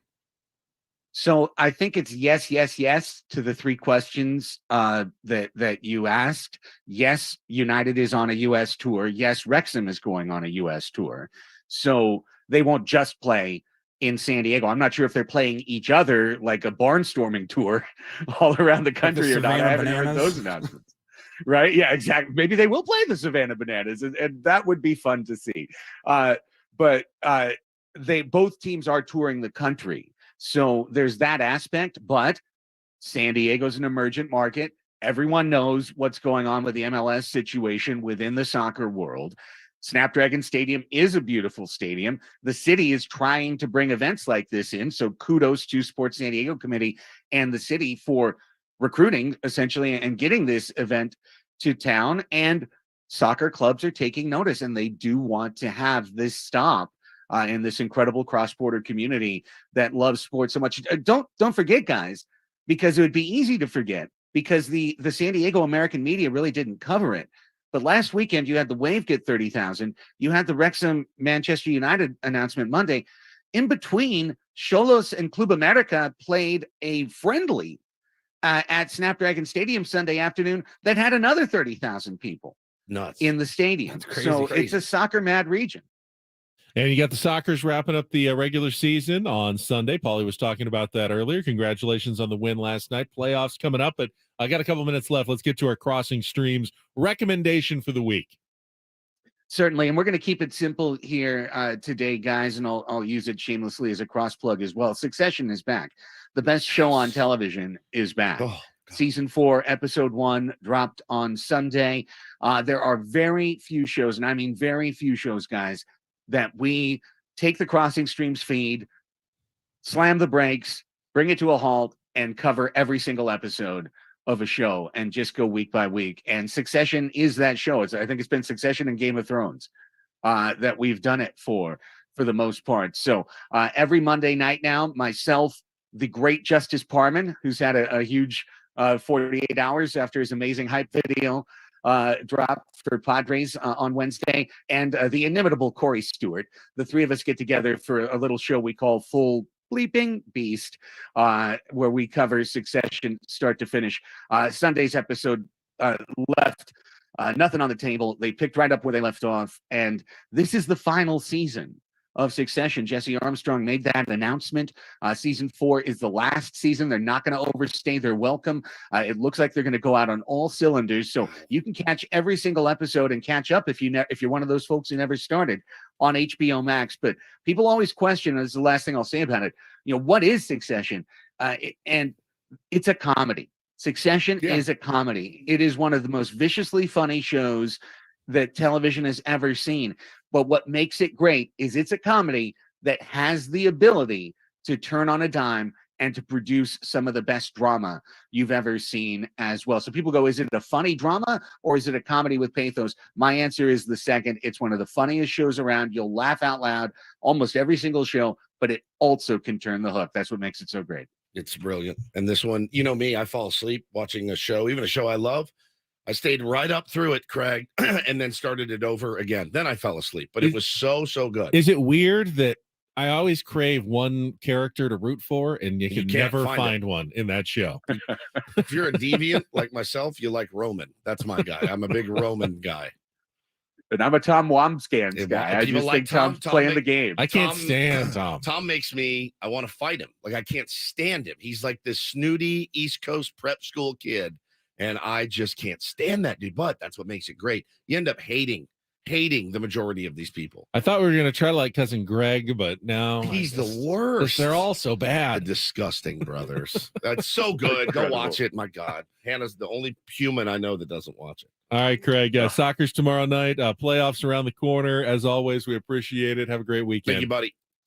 Take care, boys. Be well. Craig Elston, Crossing Streams on our Premier Chevrolet of Carlsbad fan hotline. Save money the right way with Premier Chevrolet of Carlsbad. Visit them today in the Carlsbad Auto Mall. Chevrolet, find new roads. All right, we are halfway home on a Friday, and yes, none of us are feeling at our best today. No. You a little hungover. Yeah, I am overworked. I was just bone tired at the end of the day. I didn't even know that I was going to be able to get home last night. I was so tired. At the end of the night, I thought for a second, am I going to be able to get up in the morning? Here I am.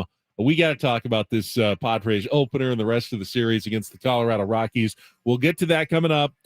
We've got a couple of guests on the way, too, that'll help us out. Eno Sarris, his first appearance of the season, and the skipper, Bob Melvin, at 9:35. You wouldn't want to miss that. It's all ahead on 97.3 The Fan. We'll be right back.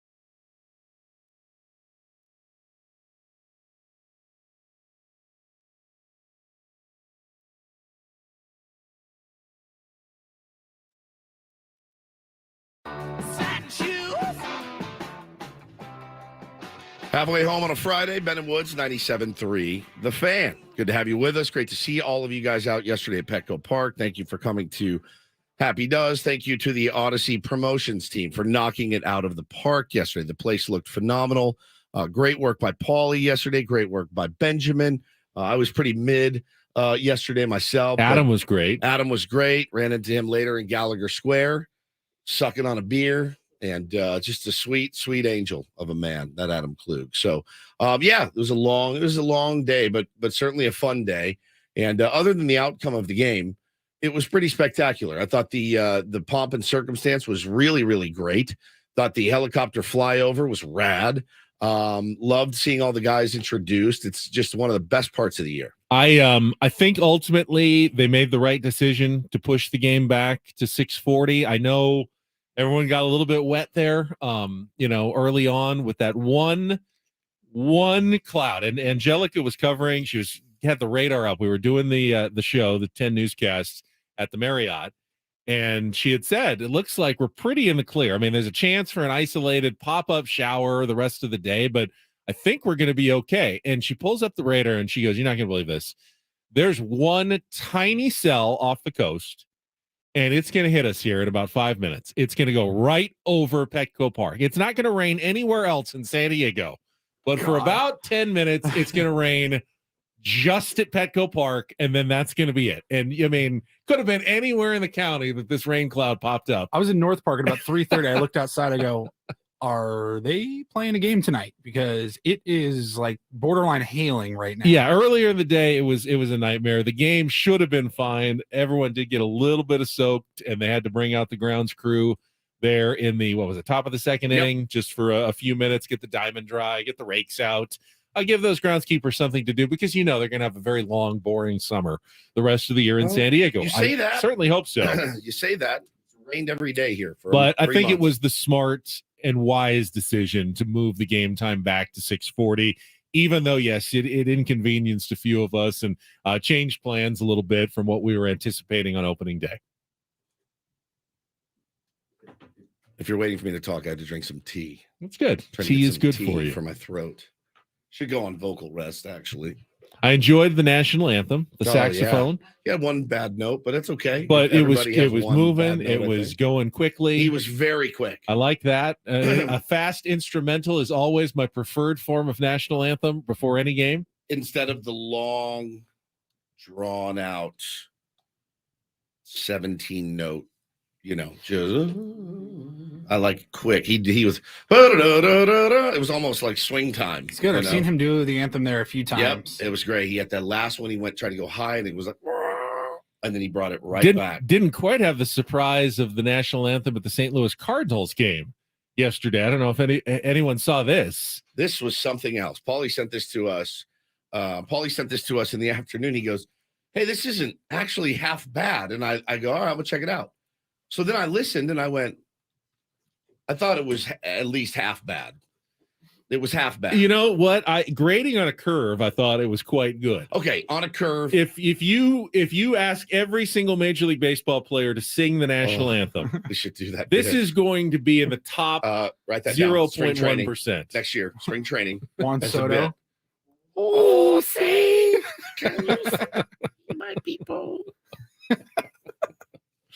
But can we do it as a bit next year? Seriously. So yeah, they did the introductions of the starting lineups. It's a long song. I don't think I could sit through 25 times. We have each player sing one line, then we compile it and together we meld it together. End of spring training. Thank you. Write it down. Don't forget it. I'm serious. Somebody write it down. Please. So yeah, they introduced the starting lineups at Busch Stadium, and then they have a couple of guys out there with guitars for the national anthem, and I don't think the players even knew. They did not. His teammates they did not know.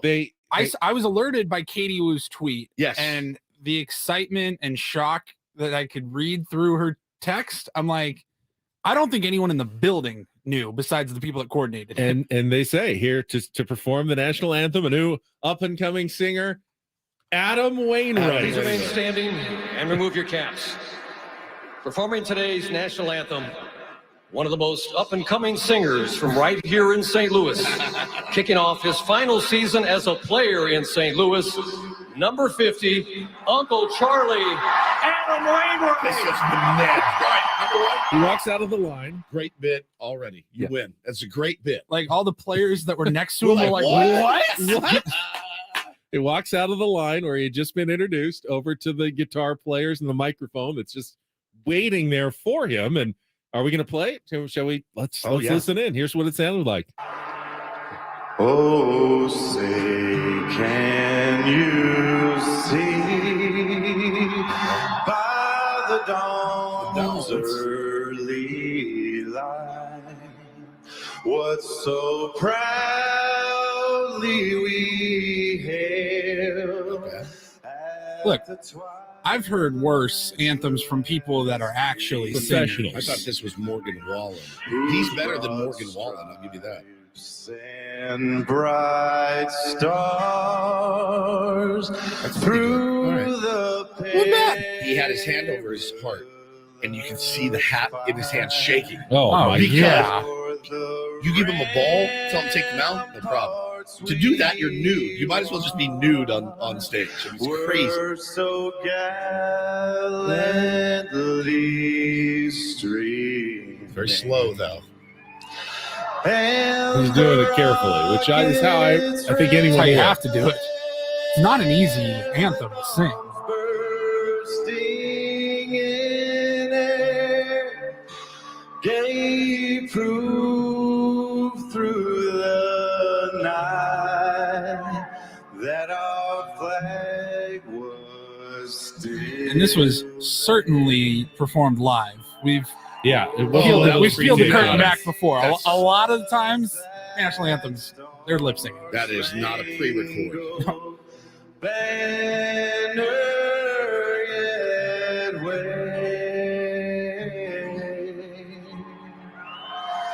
o'er the land of the free and the home of the I thought, all things Not considered, bad. it was B+. pretty good. B+. Absolutely. Well done. Well, the bit gets an A+. Oh, That's yeah. a world-class bit. I mean, can you imagine in however many years, like, been here, San Diego kid, Joe He's gonna Musgrove, sing the nat. He could finishing up probably kill it. a 10-year run with the Padres, and Yep. nobody's expecting it. Like, that That's a would good be bit. crazy. But It's really, really A+ for the I thought for the he execution. didn't try to hit the high note. No. He knew where he was. Low register, little syrupy, and got it done. He got it done. It's awesome. I pretty was pretty floored. I was like, okay, that's amazing Yeah, that was really good. that you can Good. do that and not embarrass I mean, yourself. baseball Very players impressive. in particular love bits. Yes, But I mean, he had to have been just trembling. he was trembling. I saw it. I saw his hand going da, da, da, da, da, da, da, da, up against his It's like, chest. no, it was live. So gnarly. Now, the rest of the day didn't go quite as well for the Cardinals. Not only did they lose their opener, but got some injury concerns as well. Their new catcher in his first game, Wilson Oh, Contreras, I did not see this. suffered a knee injury. He's going to need an MRI. They're hoping No. it's not serious, but it could be something that knocks him out. That obviously is a big-time concern for the St. Louis Cardinals, who lost to the Blue Jays 10-9. Any other games standing out to you yesterday? Yeah, let's talk about what happened to the New York Mets 5 minutes before their game started against the Marlins. Justin Verlander gets put on the IL, and I don't know, Ben. What's the muscle? It's like in his what's this called? Your underarm? It's like Your it's lat? like- Your it's armpit muscle. No, it's like in his. It's like close to his armpit on his throwing arm. I would say that's fairly important for a high velocity pitcher or any pitcher that you would need that. He but says it's a very minor thing, Okay, but that's what they all say at the beginning. muscle strain. It's the teres major. It connects the scapula to the upper arm, and he will continue to throw at moderate intensity. They said, but yeah, I mean, if you're the Mets, you're like, oh boy. Brandon Nimmo, spring training. Obviously, Edwin Diaz goes down. And then now Justin Verlander. Max Scherzer went out and unfortunately for our beloved Skip Schumacher, he did not win his debut. But I think he'd probably take a little bit of comfort in the fact that it was against Max Scherzer. So you go out and get the next one. But he had his ace on the mound too, Sandy Alcantara. So I was really pulling for him. Couple other games. As yesterday we did second to brag on myself here. As we did the Tier 1 tour. The final one yesterday was the Houston Astros. And I extolled the virtues of their under-the-radar closer, Ryan Presley, Ben, who just continues to go out and get the job done game after game. These are all quotes from yesterday. Game after game. Nobody really talks about him. Guy just goes out, shuts it down, gets the save, and just kind of quiet. And he stepped into the ninth last night with a chance for the save, and he gave up 2 runs, and they lost the game. So I was watching the first couple innings of that game. My predictions are off to a good start. I watched the first couple innings of that game on ESPN. It was their, Thursday night, but Sunday night broadcast, basically. And is the umpire cam new? Did you guys see that? Yeah, well, I think the way they're using it is fairly new. Obviously, they've had mass cams on umpires before. I mean, I've seen. I remember that. catcher cams. I just haven't seen. I don't remember the umpire cam on the Sunday night baseball broadcasts last year.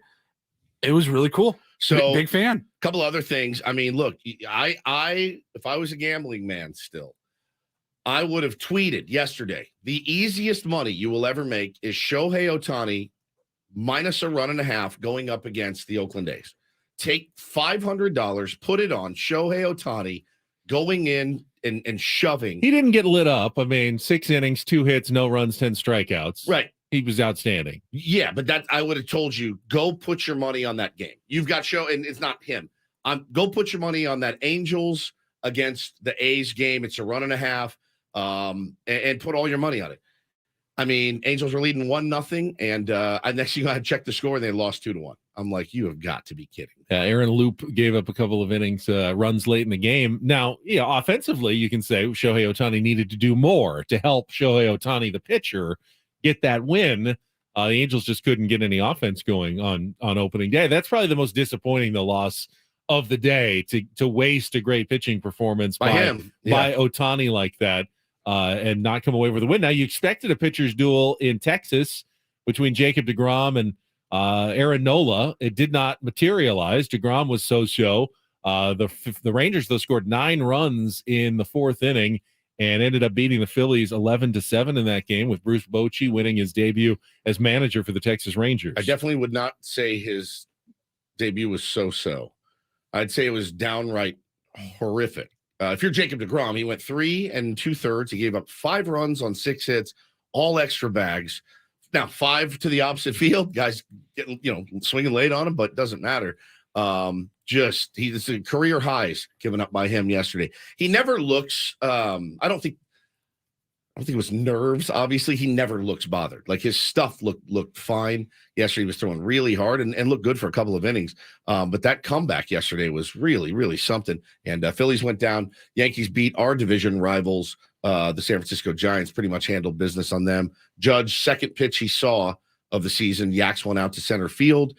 That's got to sting the Giants a lot. They were definitely in the mix for Aaron Judge and Arson Judge, and they did not get that done. And while C.J. Cron did hit the 2 home runs, I'd say the star of the day in baseball offensively, Adley Rutschman of the Baltimore Orioles, goes 5 for 5 with a home run in the opener, and the Orioles beat the Red Sox 10-9. That was a laugher. Thrilling games of the day. That was a laugher for. It was like 8-3. Do you know what happened to let the Sox back in? I didn't see how they came back in it at the end of the game, but the Orioles did hold on for that win.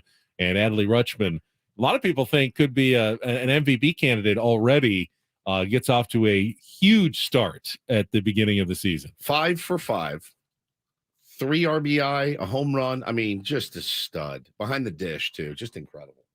They were already talking. I think they asked his owner after the game about extending him and getting him on the books for a while, and he legitimately pulled the small market quote, like, we're small market and we need to figure out, and bro, just that guy is one you want to build around if you're the Baltimore That's the Orioles. same owner who promised to open his books, He never but did. then when you asked him on President's Day or whatever it was, I will not on this day. Can't do it. Not on Can't this do it day on such an important holiday of all days. or whatever. You asked me to open my books on President's Day. How dare you? Whatever sir? holiday it was. How dare you? Might have sir? been Flag Day. How dare you? I'm not sure, but The disrespect that you, the media, and has. someone followed up finally and said, "Well, had you ever opened your books?" And he gave some big excuse as to why they they really couldn't do that. So what yeah. had happened was 5 games in the major leagues today. Mets are going to continue to take on the Marlins. Yeah, it's not a full schedule today. No, you've got a pretty good matchup. Lance Lynn against Christian Javier in Houston. And, of course, we've got Kyle Freeland against Nick Martinez. Diamondbacks will take on the Dodgers. It'll be Merrill Kelly against Dustin May. And the Guardians will take on the Mariners. And it's Gaddis against Ray today. And that will be those 2 are the late games. Dodgers, Diamondbacks, Mariners, Guardians. All right, we got the Final Four this weekend. And if you didn't hear it, we've got a big announcement about how you can join 97.3 The Fan for a Final Four watch party. We'll get to that. How you can visit. Who was it again? Almost the entire 97.3 The Crew is coming out. 97.3 The Crew. The crew of 97.3. Not the crew. The crew. The 97.3 crew. 97.3 The Crew. I just moved the a little bit later in that sentence where it should. You're having a real hard time with that. All right, we'll get to that coming up after a check of traffic. Be back with more Ben Woods here on San Diego's #1 sports station, 97.3 The Crew.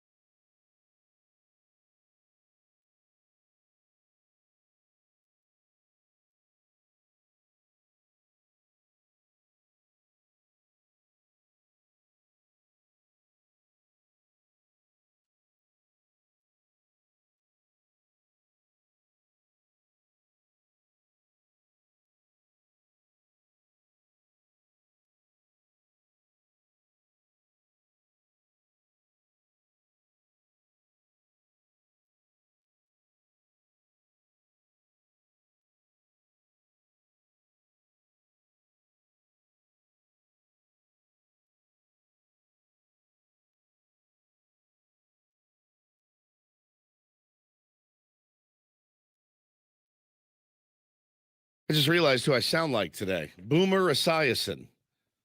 You know, he has that scratchy, worn out voice. That's how I sound today. He got that from calling plays at the line of scrimmage for so many years. I got it from drinking rum punch on opening day yesterday.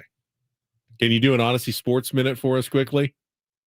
Lamar Jackson has turned down another offer. He's a free agent. Who knows where he'll go? I think he needs to get an agent. But what do I know? I just played in the NFL for 20 years. I'm Boomer Esiason for Odyssey. That's very nice. Yeah. Very impressive with now you. My throat's even more cashed. So really would have think that through. Speaking of professional national broadcasters, I was one of my favorite things I saw yesterday. So I'm watching some of the video they're sending in from Houston from the Final Four, and they're at NRG Stadium, got an open practice on the floor, and you see video of Dutch walking over. You got Jim Nance and Bill Raftery there, just kind of meeting with the coaches before Saturday's game, and not even made up, just like natural Jim Nance chatting with Dutch.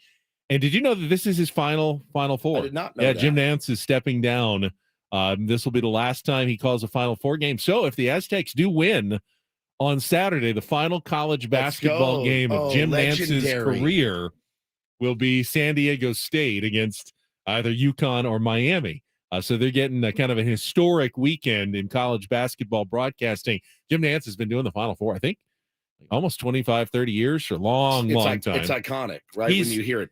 They'll probably give it to Joe Davis. He's got so much on his plate still. He's going to probably step down from the NFL here in the few years. The one that he says he's never going to give up is the Masters. On his deathbed in hospice, he'll still be calling. Just hold the screen up to my face. I can still do it. That one he's Bring me my not mic. ready to retire from Masters coverage anytime soon. Why in God's name would you ever give up the Masters gig? Why would you ever? I always feel like he had the best rotation of events, though. You get the NFL, you get the Super Bowl every 3 years on CBS. You get the Final Four, the biggest college basketball games, and you get the Masters and a couple of the other big golf tournaments every year, like the Farmers Insurance Open.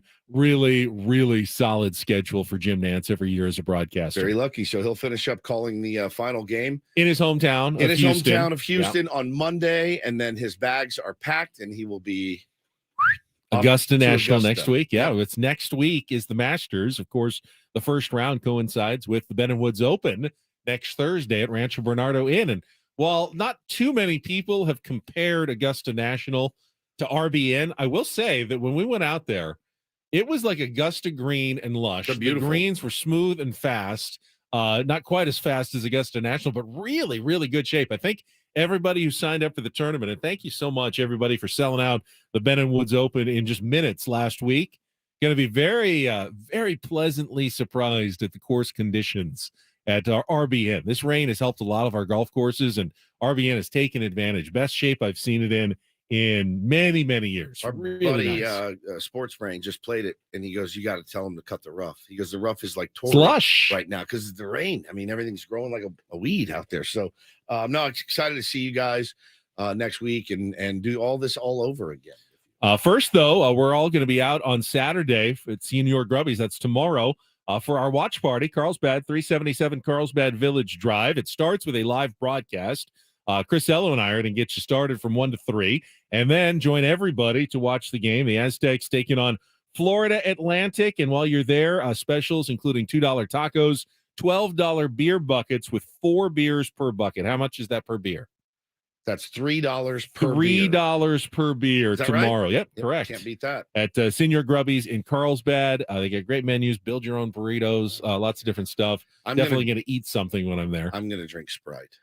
You need to back off a little bit. Yeah, I'm getting a little, 2 nights in a row I hit the bottle, which is a lot for me. So I was on staycation. That's what you do. You do. You had a good time. You definitely time. Enjoyed yourself. But I'd love to see as many tier ones out there, especially the North County ones who can't make it down for some of our other events. This is a great chance to meet all your favorites from 97.3 The Fan. I heard we are out at Senior Grubbies. Our old hillbilly pal Foster is going to be there too. He's going to be hanging very out. Convenient. Yeah, it's going to be great. Big Aztecs guy himself.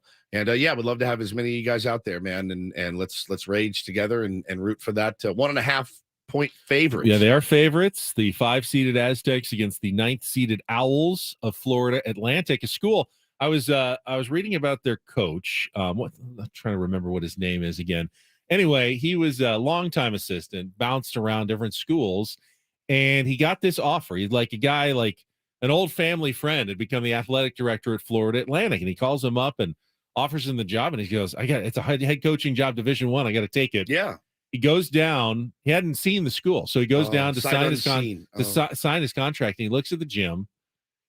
Kind of a dump, like 2,000 seats. Looks like a pretty kind of a mediocre high school gymnasium. Looks at the practice facilities and says to his wife, I've committed career suicide by taking this job. I made a terrible mistake. I've made a terrible job. And she said to him, no, you made your decision. Now you have to make it work.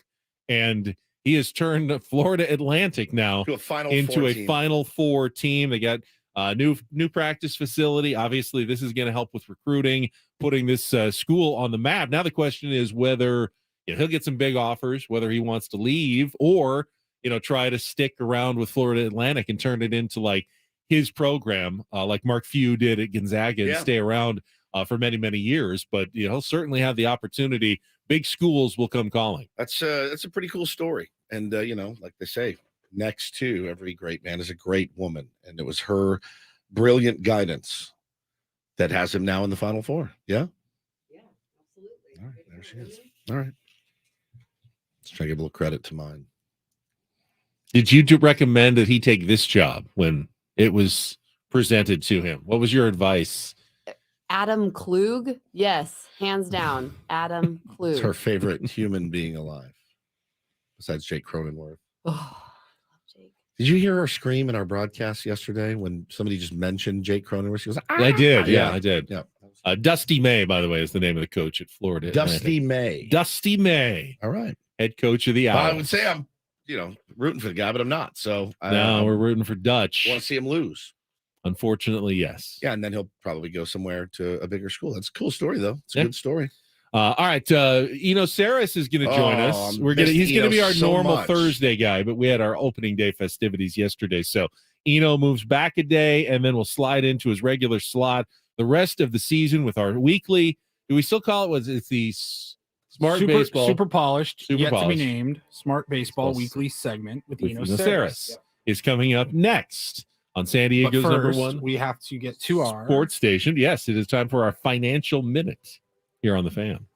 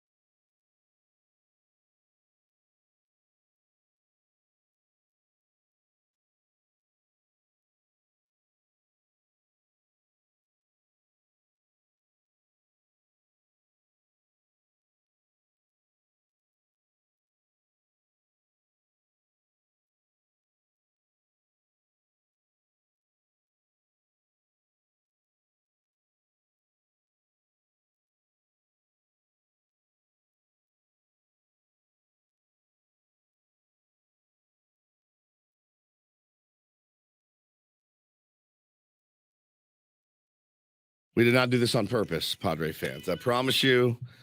Maybe we just take it out of rotation anyway, just delete it. But it's weird. It's a good song, but it's a Charlie good Blackmon's song, but it's Charlie Blackmon, a.k.a. Ted Williams, a.k.a. Tyrus Cobb, Rogers Hornsby. But only against one team. Only against us. We should sign him. Go get him. Trade for him. Just so he can't play against us. Yeah, and just set him. Even if he hits 0, at least you're not having to face him. It's like opportunity. Like it's opportunity cost. Yeah, he's not hitting anything for us, but he's not hitting I 600 wonder if that's ever against happened. us. You ever sign a guy just so you Just don't sit him have on to the face bench. him anymore? Genius. Who's the other one? Jan Gomes. Murders the Padres. Just owns the Padres. Herman Marquez just went to double-digit wins against the San Diego Padres. So there you go, man. It's just a weird game. See, now these are not the kind of stats I think, though, that Eno Sarris cares about. That's random noise in the universe. Oh, yeah. Eno can do better than that. We will talk with our friend from The Athletic right after this check of traffic on 97.3 The Fan. From the premier Kia of Carlsbad Traffic Center, part of the Premier Auto family, here's Kelly Tannick. Got a couple of issues in the North County, northbound side of the 15 before Miramar Way. Crash involving a pickup truck that is now over the right shoulder. Eastbound 78 just before Sycamore. We have reports of some metal debris in the 2 left lanes. I'm Kelly Tannick with Ben and Woods, San Diego's #1 sports station, 97.3 The Fan.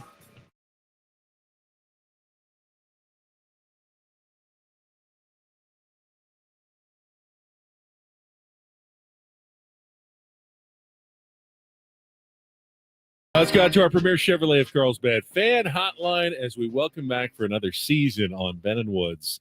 Great Eno Sarris from The Athletic is with us on 97.3 The Fan. Happy baseball season. Not the happiest of starts for us here in San Diego, Eno, but we're still glad that baseball is back. Yeah, it was a tough first game, I guess. It's the air spiraling out of the balloon is the tweet that I sent last night. Just that's exactly how it felt watching, CJ Crone drive in a week's worth of runs, against your vaunted pitching staff. But hey, it is what it is. 161 to go. Before we get into some baseball stuff, I'm looking at something on your Twitter. Did you get a beer and a sandwich? We have a beer, Tier 1 Pale Ale. We've sent you some before. I know you enjoyed it. Did you get a beer and a sandwich named after you, Yes. Dude. We had quite the event last night at Other Half Brewing where they debuted a sandwich called the Knuckleball that I worked on developed for about a year. A year? Yes, we were just emailing each other back and forth about sandwiches for a year. What is on the knuckleball? Not any actual knuckle, I hope. It is. It Well, is. Really? There's knuckle. Yeah. A knuckle sandwich, if you will. We've cut it. We've cooked it down almost like an oxtail, where it all comes off the bone. Okay. And then put it into a cutlet and put some matbucha sauce on it, which is like a tangy Israeli tomato sauce. It was so good. With watercress and arugula, mustard vinaigrette, shallots, and pickled onions. I can see that. It looks well. really, I mean, if really you follow Eno, he's famous for rating his sandwiches as well. When he makes his sandwiches at home, I'm like, me are the worst. Your ham sandwich with American cheese on it, like, he goes very, very big. And the beer looks really good too. What was that? A hazy pale ale called Staring into the Shift. And the label's pretty awesome. It's pretty cool. It was a great beer. We kicked it, and now there's just a few cans floating around in a couple cities. How many did you have yesterday? Because I probably matched you. No comment. Well, man, it was good to turn on. Is that you? That's all right. It was good to turn on the television, of course, while we were waiting for our delayed start and watch some baseball. Tuned in the game that was on yesterday. Matty V was calling it. Yankees, Garrett Cole against who the hell were they playing? Giants. The Giants. That's right. Logan Webb and Garrett Cole. How many combined strikeouts between the two teams? It was like 30 yesterday. He had 22 between the two starters. It was incredible, but. Is that what they were looking for when they made all these rule changes? Or are those just two really good pitchers? I mean, they're definitely looking for more balls in play. And I guess we saw some scores on opening day that suggested maybe the offensive environment is going to be higher this year. But, directly attacking what happens at the plate with strikeouts, they didn't really do anything about that. Correct. And I mean, they did say that they were going to maybe do more sticky stuff enforcement, but the real pressure is the velo. I mean, I know Logan Webb didn't demonstrate that, but Garrett Cole was pumping 98s and just had that gas. And when somebody throws that hard, you have to start so early. You have to start your swing so early. That's what makes you look so stupid on the breaking balls, you know? So, you know, it really does come down to velo, and I don't know what you can do about it. I do think, though, that the rules made a difference, even on the first game. And while the Padres game was definitely not the shortest game of the day, it featured 27 strikeouts between the two teams, but just the fact that they moved faster. It was kind of a slog of a game, 7-2, base runners, you know, but it didn't take that much time. It was under 3 hours. They still played it in, despite deep counts, a lot of pitches, a lot of strikeouts, and it still finished in 2 hours and 56 minutes. And I don't mind a strikeout if the pitchers are getting the ball and throwing the ball, and then you move on to the next one. It's those strikeouts that, you know, take 4 minutes for the batter and then take forever for the next batter that I think that some of these new rules, you know, really do actually address. Yeah, I mean, there's disagreement about whether or not we actually want shorter games. People like baseball, like, do they want it to be shorter? But the stuff that we're cutting out was not, I don't think, compelling. Sometimes it can be compelling. The Robert Suarez at bat against Bryce Harper, that was super compelling, and it took really long. But the average strikeout is not that one. You know, the average plate appearance is not that one. And so I think we're taking away a lot of just standing around looking at each other. Yeah, the in the WBC, of course, the Shohei Ohtani, Mike Trout matchup was the best, some of the best theater that you'll ever see in the game of baseball, and you know, that was every one of those was a violation. I think they said somebody actually clocked and said every one of these would have been a violation. But yeah, you can't take away that drama. Now, they did not make any tweaks to it, right? This is going to be. Rob Manfred said they did, but they did, but no tweaks. No, but the tweaks were just about when to start the clock, and it was about more about enforcement. It was more about it codifying some things about, like, you know, if the batter has a big swing or something, you can give him a second. You know, like, it was more about how the clock starts. Do you think, though, by the time we all play, you know, watch 162 games of our home team, and God only knows of how many other games we watch that are, you know, all day baseball sitting around the house, you know, do you think by the time we get to the playoffs, that moment that many people are tweeting about, the man, you know, we really need to just start this in the 7th, where the moment gets bigger and bigger and bigger? Do you think that we'll kind of forget about it by then? We'll be so used to it? Yeah, you mean just the clock in general? No. Used to this clock? We'll be used to the clock, but many, you know, a lot of people, pundits are saying, you know, and people saying, man, I want those big moments in the playoffs, and, you know, a guy steps out and adjusts, and they're not going to do that, and that's going to be a bummer. Do you think we'll even notice, though, when the playoffs get here? Yeah, I think we might. There are people who just sort of swoop in and only watch the playoffs. That's true. That is so true. We're going to have some people who are like, what's this clock thing? You know? That is true. And then, and I think there's at least a friendly ear around baseball to, like, should we turn this off in the playoffs? Yes. And so it might be interesting to see what our first playoffs are like, and if after those first playoffs they turn the clock off in the playoffs. So. Was it? I think it was Max Scherzer who had an interesting thought that was worthy of discussion. He said, maybe we don't need it at all unless games are starting to slow down, and then the umpire can say, like a golfer in a slow group gets put on the clock, hey, you guys are taking too much time, we're now turning on the pitch clock. But if pitchers are moving and, you know, in general, pitching, you know, playing ready baseball, essentially, do we actually need that clock every single game? No, we need the clock. He's a pitcher he's trying to sell you on. He's trying to sell you on a bridge in Manhattan. This is, of course, the pitchers are going to take as long as they're allowed to take. That's what they've proven to us over the last few years. So they need the clock. Well, the one thing, we're talking to Eno Sarris here on Ben and Woods this morning. The one thing that was up yesterday, stolen bases. You see that? 21 bags yesterday. The 30 teams last time combined for just 6 steals in their first games last year. So the bigger bases, the pickoff rule, that's fun. I like seeing steals. Stealing bags is fun. It's exciting. It makes you excited as a fan, unless it's happening to you over and over. But I think it's pretty cool, and that's a pretty good number on day one. Yeah, I think that is a fun part of the game, and I think it shows that some teams are being even more aggressive than others on the base paths. And I like that because it's a different way to win at baseball. I like baseball best when there are different ways to win. I don't like it when it's everyone is like, okay, we just need OBP and slugging. We just need these big dudes that are going to take a bunch of swings. You know, like I like that there's different ideas for building teams and winning baseball. Smart Baseball segment with Eno Sarris here on 97.3 The Fan. And Eno, you came out with your Stuff Plus rankings this week at The Athletic, if anyone wants to check that out. You've explained Stuff Plus to us before, but, you know, a velocity movement on pitches from starters. The Padres aren't the stuffiest of teams, you know, I mean, or the plusiest. They've obviously got some good arms, but is that a concern that the Padres aren't necessarily near the top of your rankings? I think Darvish had the best Stuff Plus, followed by Blake Snell, and then Joe Musgrove was a little bit down the list. Yeah, it is interesting.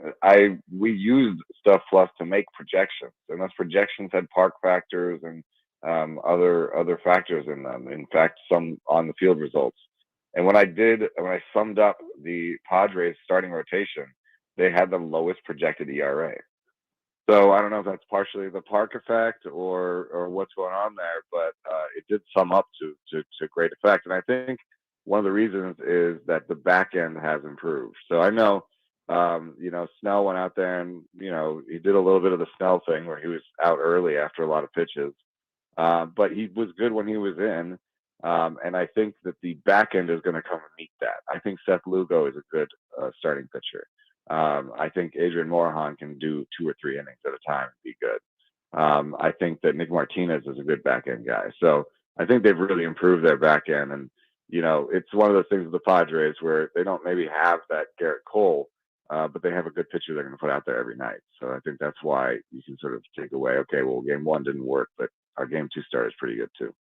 Yeah, no question. I mean, it is weird to start the season with your back end, and that's just unfortunately the cards that they were dealt with. Darvish and the WBC, fiasco, I guess for him. He wanted to throw more, and Bob wanted him to throw more. And then, of course, Joe Darvish and the kettlebell on the toe.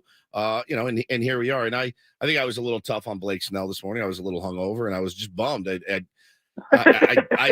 need to do, and I've been in his camp since he got here. I really like the dude. I do. Well, you weren't alone. There was some booze. Yeah, there were some boos yesterday. He has the ability to pitch out of jams sometimes. Manny told us to, though. Yeah, Manny did tell us to boo. He did. He said he likes it.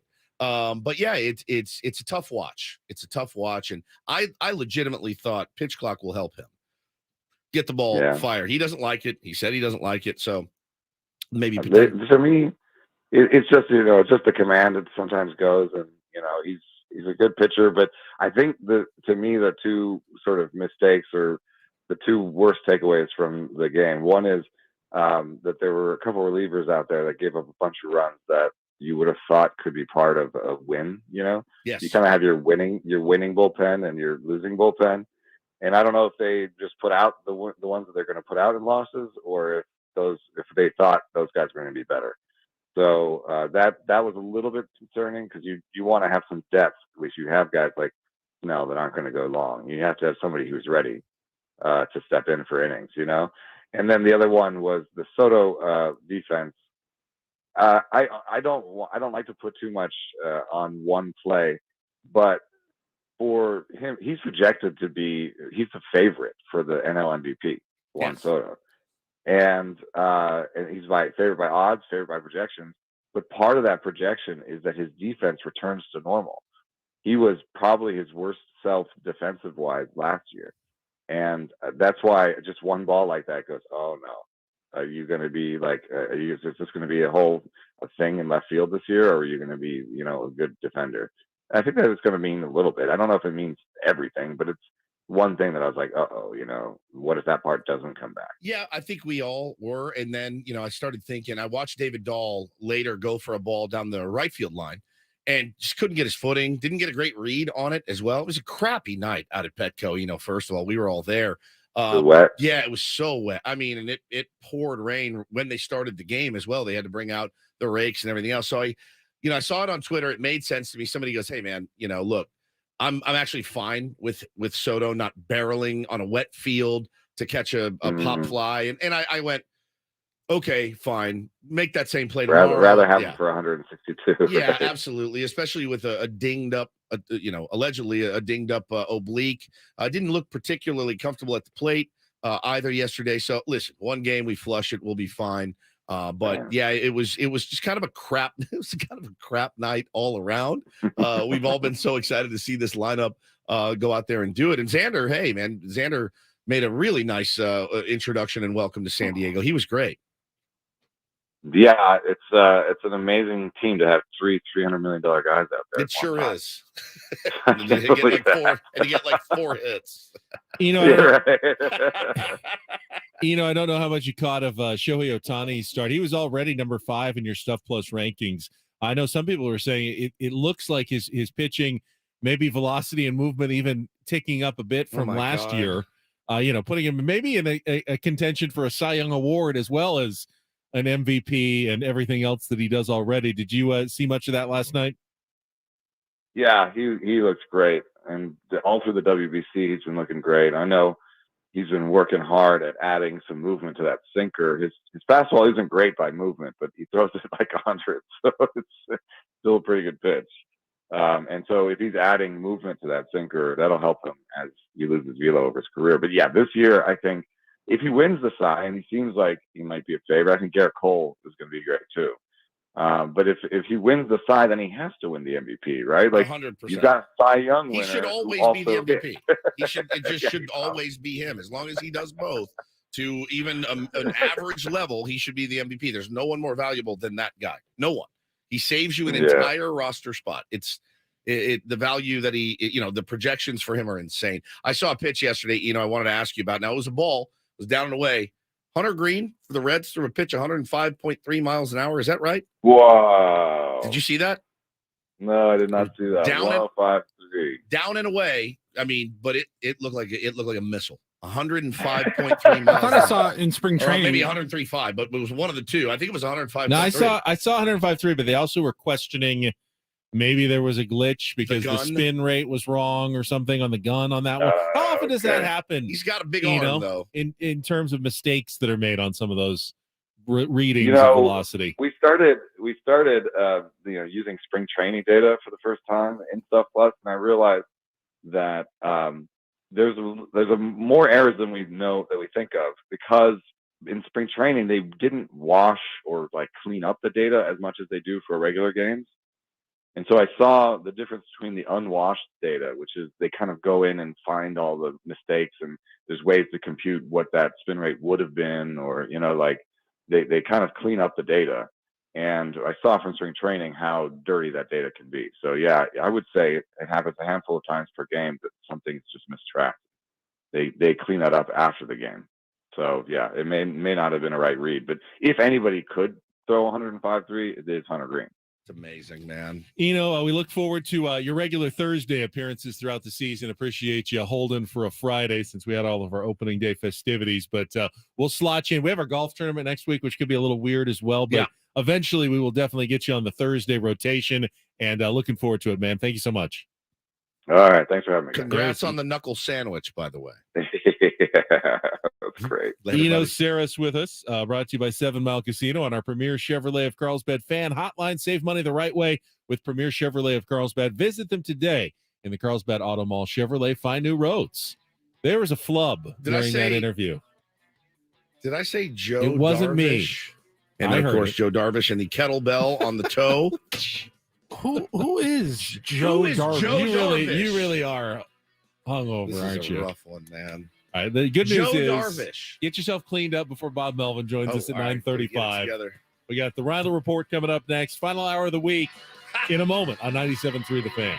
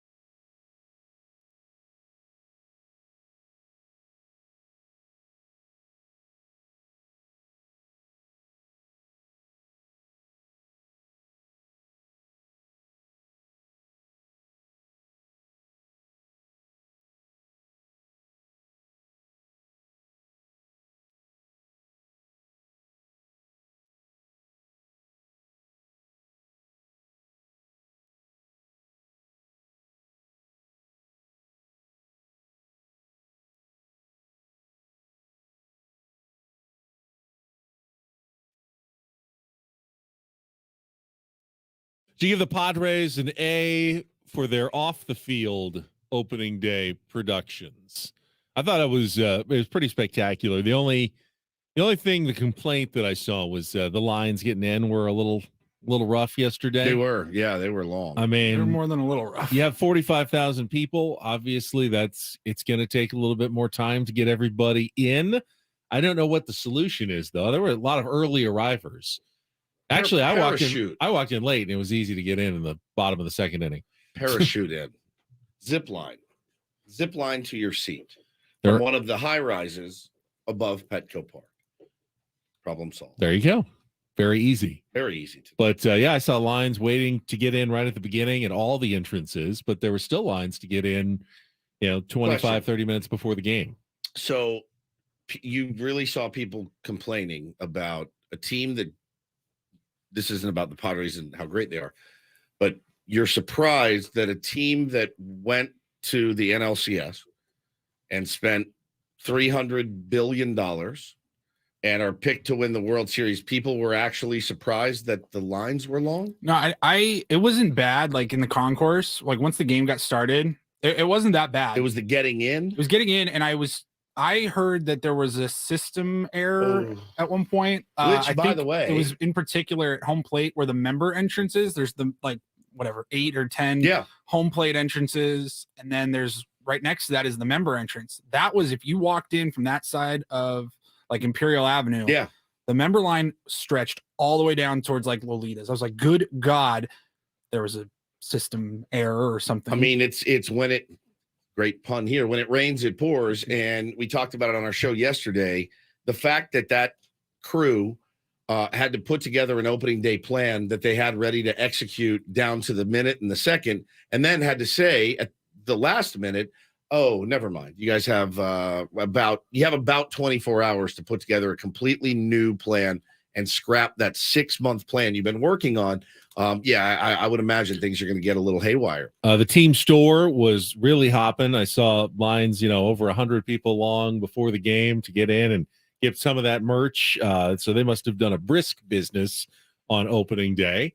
Now, did you eat anything at the ballpark? I had a pretzel to soak up some of the rum punch that I had imbibed. Hannah had a hot dog, a Friar Frank. You also had a pretzel. You also had a churro. And you also had peanut M&Ms. So I only had... It's a carby sort of day. I had a water. I had a water, and I had the pretzel. Yeah. And that's it. So you had a kind of a prison meal. So bread and water.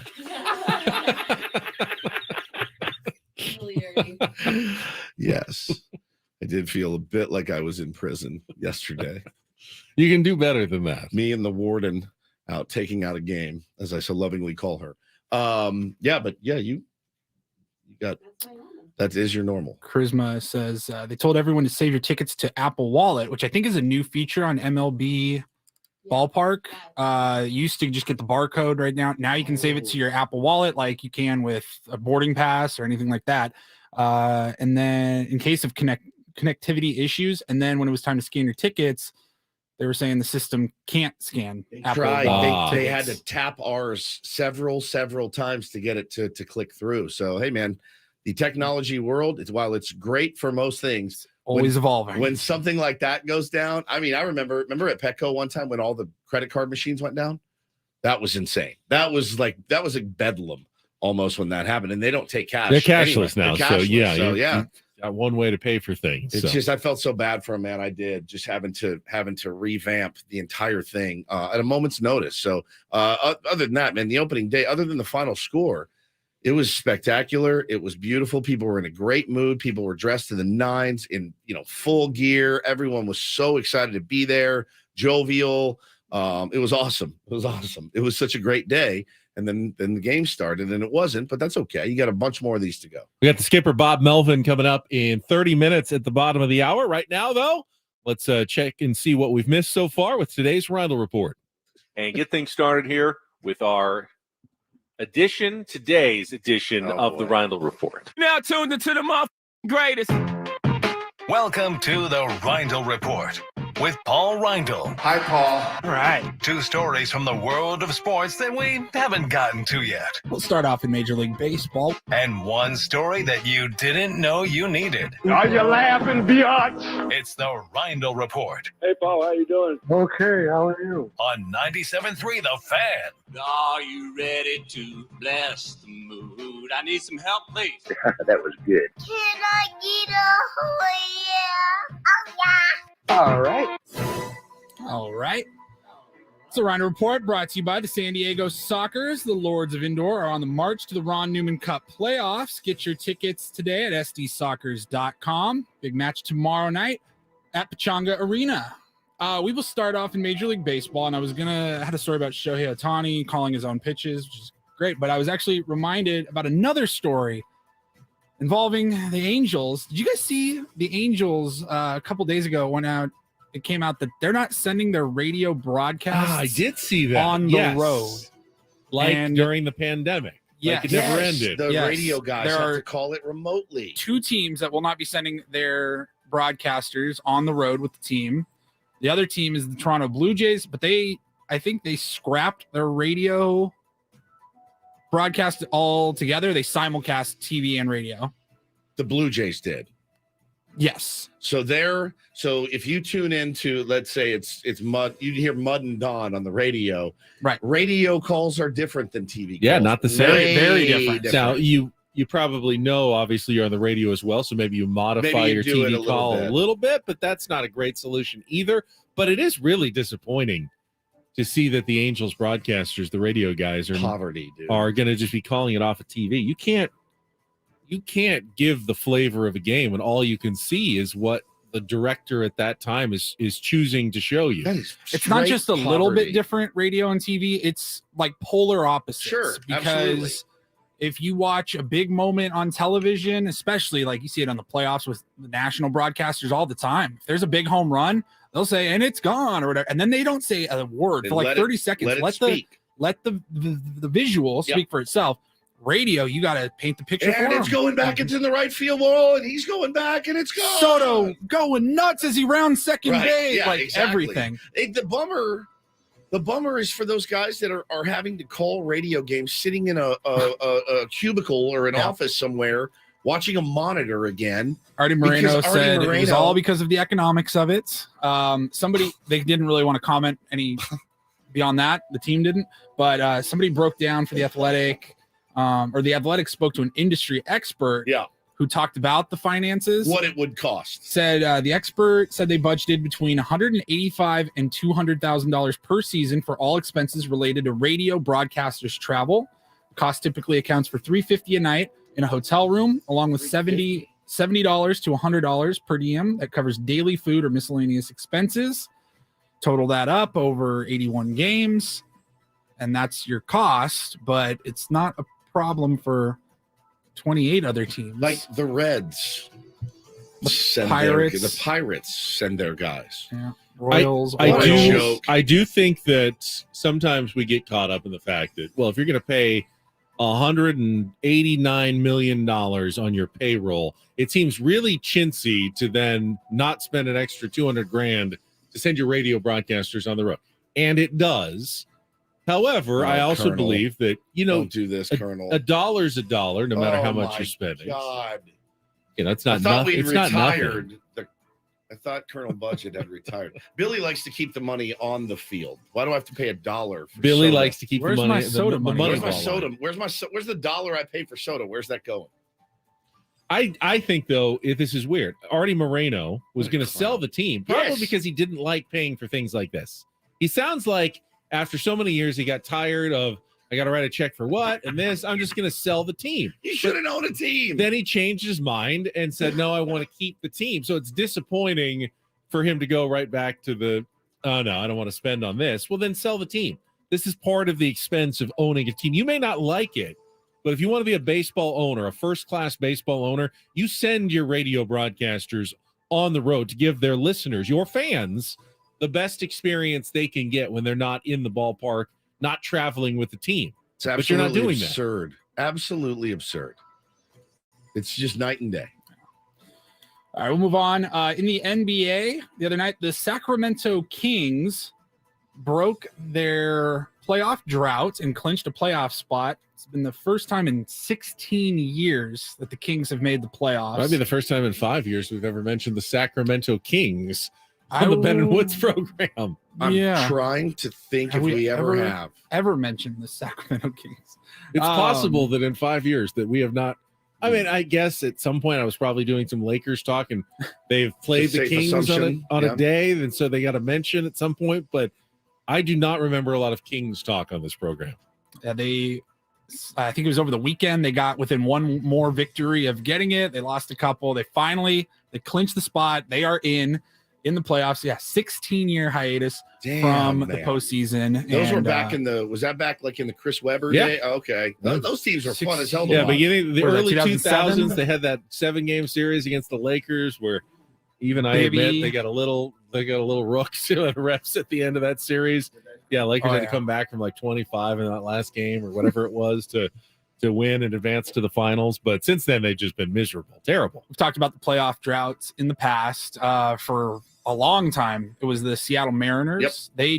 They ended theirs in October of last year. They hadn't made the playoffs since 2001. So then it was the Kings. They held the title for all of 5 months? Few months, yeah, a few months. Do you have any guesses on who is now the leader in the clubhouse as far as I don't know the answer to this. Playoff droughts? Let's play 20 questions. I feel like it's surprising that there was an even NBA team on the list. They got 20 playoff teams every year now. I bet it's not another NBA team. Is it an NHL team?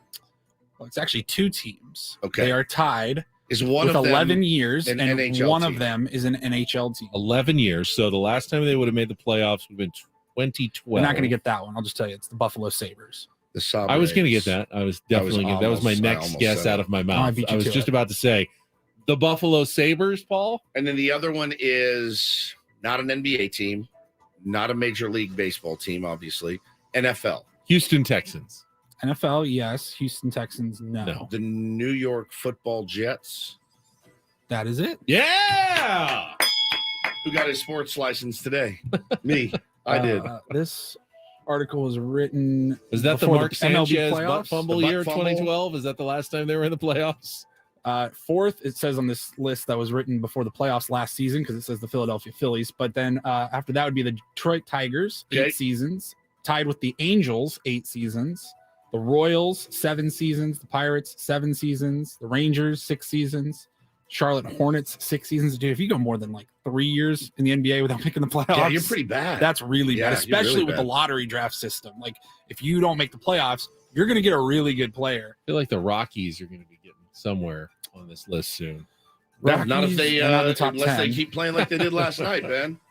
Not in the top 10. Not in the top 10. And then finally, my last story here: a man is going to prison because he called his ex 815 times over a 48-hour span. 44-year-old guy in Maryland. 24 hours in a day. How many days, Paul? I got the math here. Okay, good. He's facing multiple years, nonstop calls. 850 times in just 2 days, so 48 hours. That would be 17 times an hour, which would be once every 3.5 minutes. And that's if he stayed awake all 48 hours.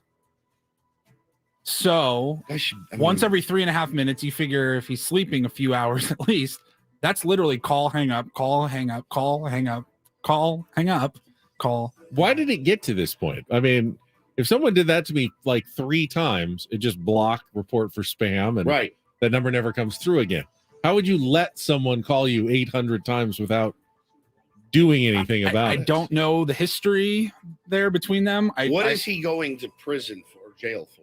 Harassment? Stalking, harassment. Not paying his phone bill. It says here he also, prior to that, had sent thousands of text messages and social media posts over the course of a few months. He used social media on Twitter and Facebook to call this woman out and embarrass her. And crazy, dude. That's just scary, man. I mean, think if you have a daughter, that's terrifying stuff. Terrifying stuff. 800 times. Bro, you need serious help. But you can block phone calls now. You really can. Yeah. I mean, unless this was like to a landline or something. Who knows? Maybe They she just didn't know she could. They just have- unplug it. I mean, turn off your phone. If you're, this is an obsession at this point, and if you're obsessed with something, you'll find a way. Find a way. And I mean, they have Google phone numbers Yeah, now. that's Maybe true. he just made Oh, dude, 1,000 Google accounts. Yeah. I mean, it's absolutely true. For all we know, there's a AI system that can create emails for you really quickly. Yeah, and, phone numbers. you know what I mean? It's just be less creepy out there, please. Yeah, that's the bigger message. Just don't be creepy. There are other fish in the sea, but maybe not for you. Not for Maybe him. not for him. I wouldn't want him anywhere near any fish. Paulie. A Ryle He report. doesn't deserve fish.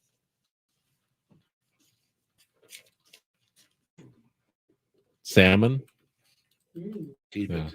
I know it's a divisive topic between this couple, a salmon and a salmon hater. It's disgusting. Cat food. Full of omega-3 Very healthy for you. fatty acids. Absolutely. It's hideous. Not even like on a bagel with some cream cheese. No, especially not. Smoked salmon. My wife told me this morning she wants to open a bagel shop. Ooh, really? Yeah. We could use better bagels in all of San Diego, really. We don't have enough quality bagels in town. Hannah's Bagels. We have donuts. You know, VG's is fine. We got some good donuts, but bagels is lacking a little bit. It's there. I mean, you can only have them every now and then because I'd be a whale if you owned a bagel shop. I used A to bigger pretend like donuts, like bagels were the healthy version of donuts. Yeah, hey, I'm fine today. I'm just eating a bagel and I've slathered it in It's not cream cheese it's not and butter. all sugary or anything. Right. It's the healthy version. I actually get mine with raisins, so I'm extra healthy. So disappointed when they taught us about carbs and how they're really just sugar and another name, even though it's not sweet. That bagel is not as healthy for you as you thought it was. No, at I some don't know point. that anyone thinks that it is. No, Even when if I it's was whole wheat. when I was growing up, a bagel was definitely a healthy breakfast option, and now it is no longer Healthier. considered a healthy breakfast option. All right. They're taking things away from us. No one likes that. But Wrap everything it up. always comes back around. So at some point, donuts are going to be health food, and it's great. All right, we will come back. Bob Melvin, the manager of the Padres, going to be joining us at the top of the hour. Look ahead, tonight's matchup, game 2 of the season and the series against the Colorado Rockies, all after a check of traffic here on 97.3 The Fan.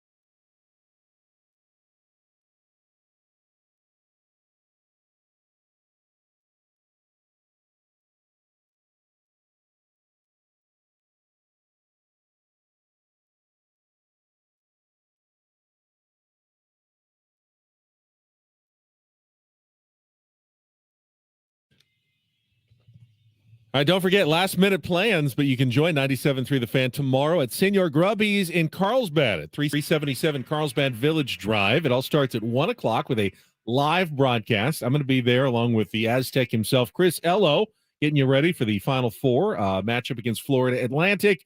And then the watch party, Woods is going to be there. I think most of the other hosts are going to be stopping by so you can get some specials there as well, food specials, $2 tacos, $12 beer buckets with 4 beers per bucket. We did the math. Definitely $3 per beer. That's a beer. Tomorrow at Senor Grubby's in Carlsbad. Don't buy any for Woods, though. He doesn't want them. Drinking Sprite. He's going to be on a teetotaling Saturday tomorrow. Until the Ben & Woods Open on Thursday. You want to make your pick? Since our opening day picks went so well, should we do a Final Four pick? Oh, my God. For the Aztecs? No one picked the Rockies yesterday on this show. I said we were going to lose. Remember that? I don't think anyone Earlier really in the said show, that. I said, don't be surprised if we lose. You said 7-1 victory. Yeah. You totally said But 7-1. I changed my mind victory. later in the show, but earlier I said we're probably. Does anyone want to pick San Diego State to lose just to talk it out of existence? Because I don't. I think they're going to win. I think they're going to win. I think it's going to be another fairly low-scoring game. I've got 66-61 Aztecs tomorrow. Win by 6. That would be the under, by the way. 132 is the over-under number. That would be over then. I'll say 132. 69-63. Okay.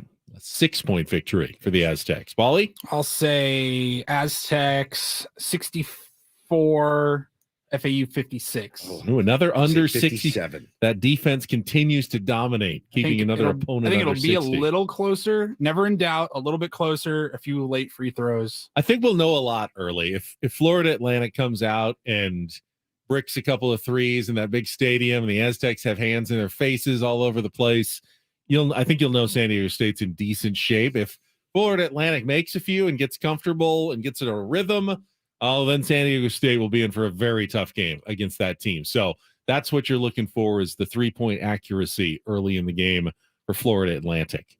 Meanwhile, tonight we got game 2 of the season here on 97.3 The Fan. In-season Sammy pregame show at 5:40. Jesse and Tony first pitch at 6:40. As Kyle Freeland, the left-hander, goes for the Rockies against Nick Martinez, making his first start back in the starting rotation. Now, he started 10 games last year. Wasn't quite as good as he was in the bullpen, but he has now, got some experience at the World Baseball Classic, strong spring, and I think he is fired up. He's going to bring some intensity to the mound, because he always does. He beat the crap out of the dugout last year. Remember that? That was a lot of fun. The dugout ceiling. So, pretty tough lefty. So that's Freeland, but Nick Martinez also brings some intensity as well. Nick brings some I'm losing it. Nick brings some Martinez, by the way. That's it for me, guys. You guys enjoy Bob. Tell him I said hello and I just overdid it. Freeland, these are basically 2 lunatics out of the mound tonight, squaring off. But I like our right-handed lineup a lot, and it's seemingly a little more scary than our left-handed lineup right now. So I say that after one game, by the way. One game. I would like to see a home run. I was a little disappointed the Boomstick. Padres didn't get one. Oh, Nelly in the first game. Someone still has to hit the Look first at Nelly home run Cruz. of the Look at season Nelly for the Cruz. Padres. Yeah. Who's it going to be? Xander's pretty locked in. So he looked so good yesterday. It's still trying to. Somebody in line behind me said, "Oh, that's that new guy, Xavier." Oh, yep. The X-Man. The X-Man, Xavier Bogaerts. Here he is on our home field. I think who gets a bomb tonight? Manny Yaks one tonight. Friday night, City connects. It's over. Manny, that's my call. My pick to click. I tend to agree with you. You Actually, can't agree with me. You got to pick somebody I have to pick someone else. Yes. Okay, I'll go way off the board and say Ha-Sung Kim. Okay, beautiful. Paulie. Boomstick is out there.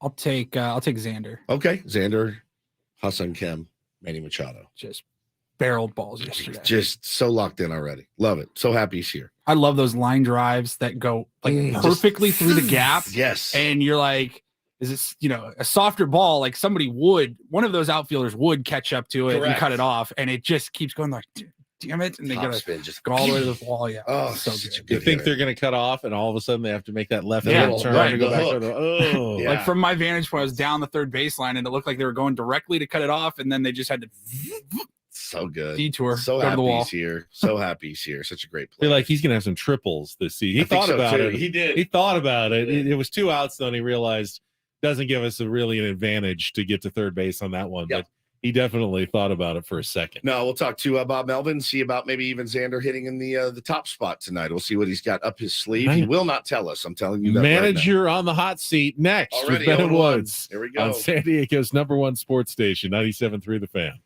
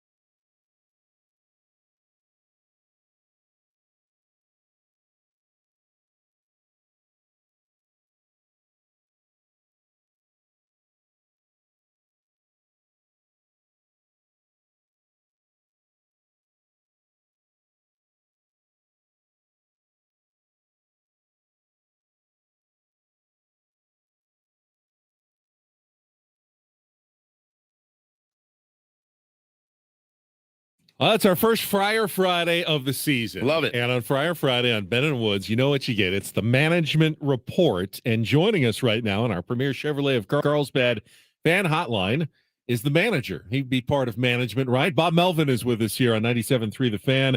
Bob, it's good to have you back on. Welcome back to another season. Sorry about the loss last night, but you could see the excitement for Padres baseball.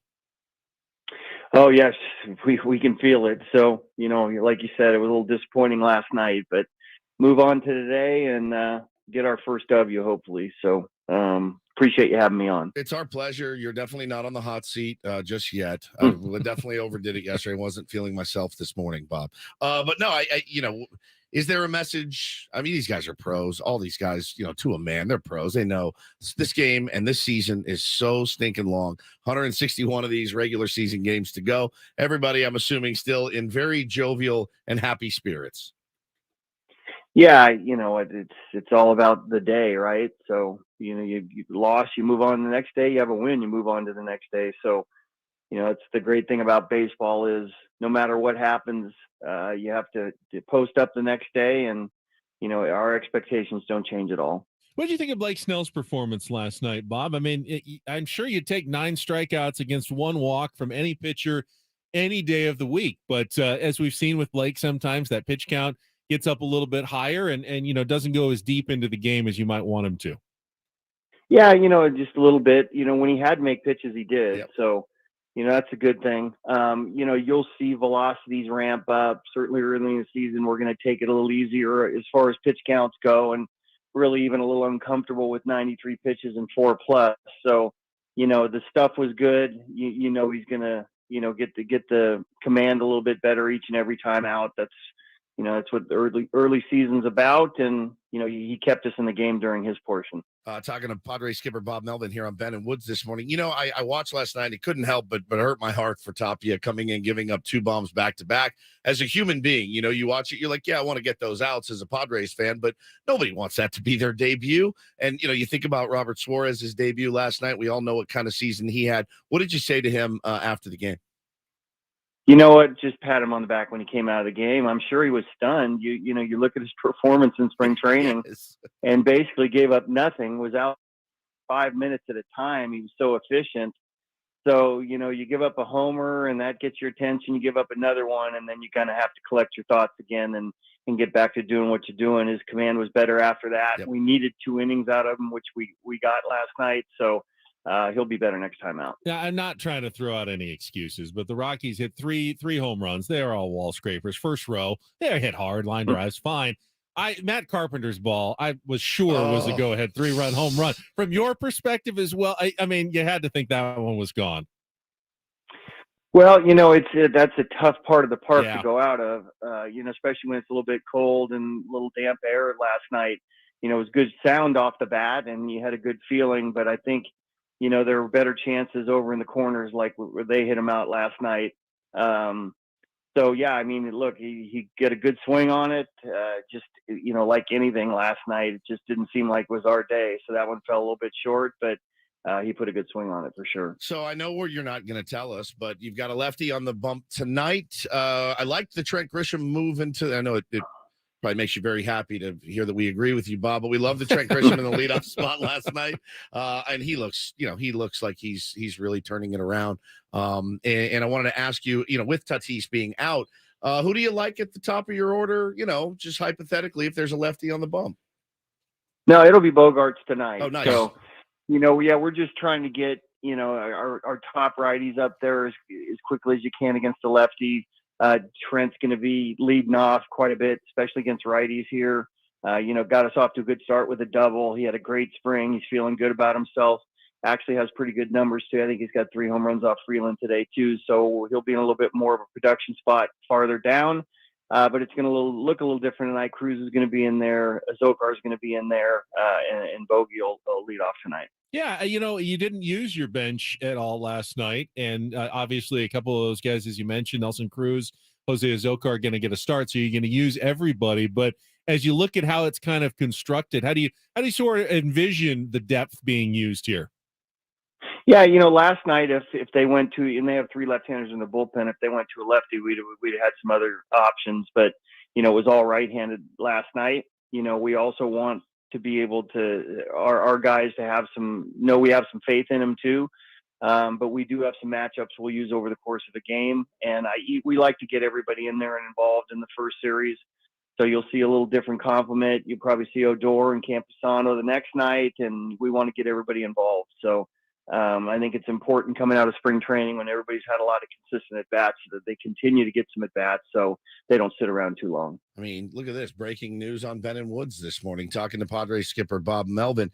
Your overarching thoughts on what was, again, a new way to manage yesterday. You have things that you've been working on it in spring training, the pitch clock. How did everybody feel? Did anybody say anything? What were your thoughts as somebody that's played baseball for a long time and managed baseball for a long time? Completely different game now. And how did you feel about it? Yeah, it's spring training. We got a feel for it. There's obviously a little more intensity and a little more focus on it on the first game, in the regular season. So, your guys get in the box. You're always looking at that clock, make sure they're looking at the hitter, or looking at the pitcher with, before 8 seconds. And you don't want anything, like a strike three to happen in that fashion. So we're all still getting used to it. I mean, baseball's, historically the only timeless game. There's no clock involved, and now all of a sudden there is. So it's a pretty dramatic change.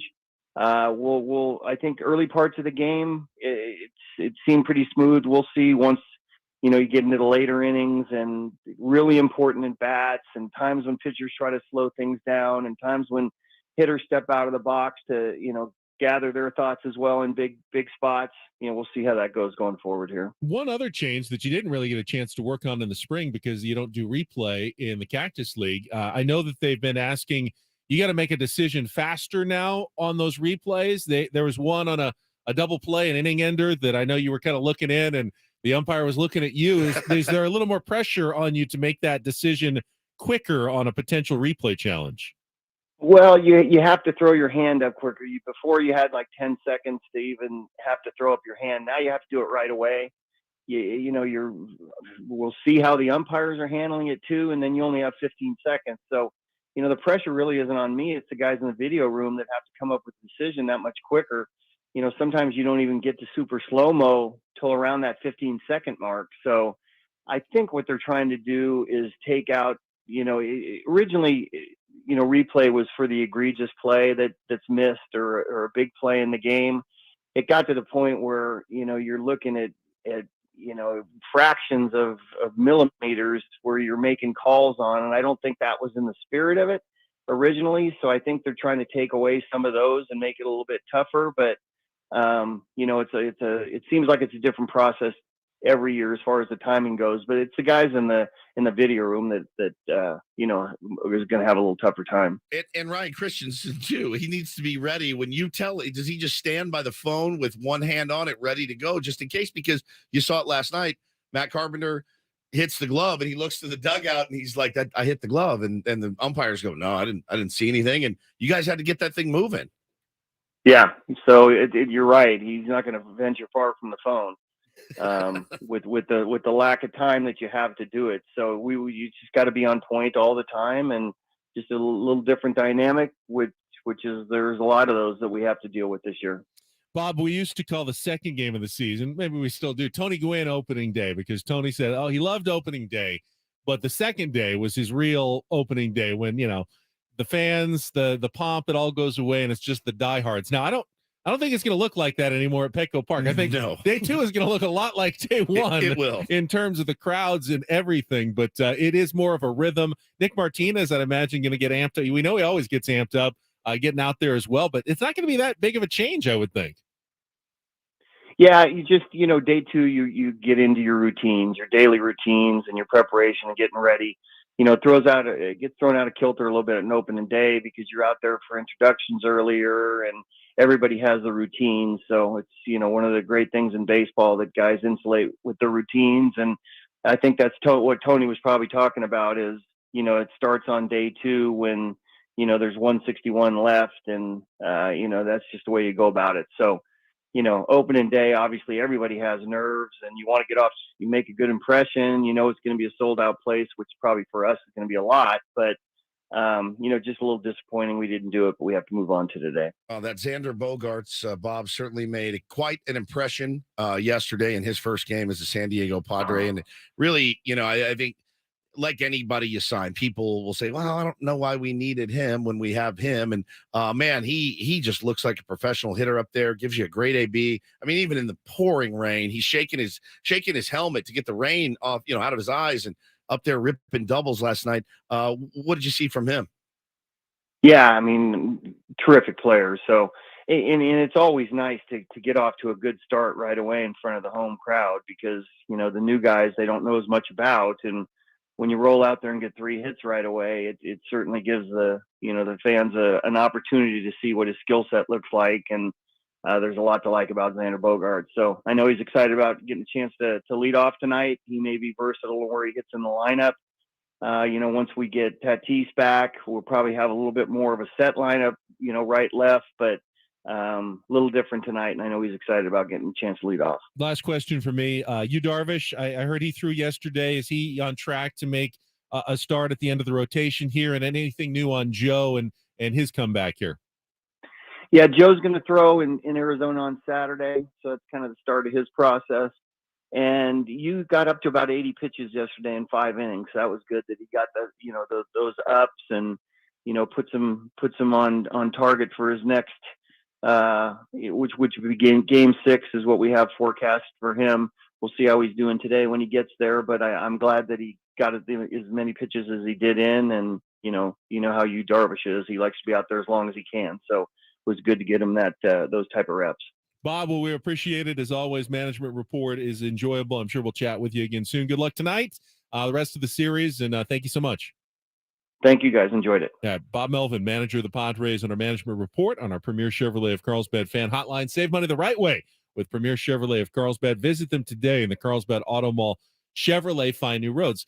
We talked about the replay quickly there, and he said, it was originally those egregious calls, and they're trying to speed things up. The one that I always think of is the stolen base, the slide into second. Hate it. He looks safe live. Everyone thinks he's safe.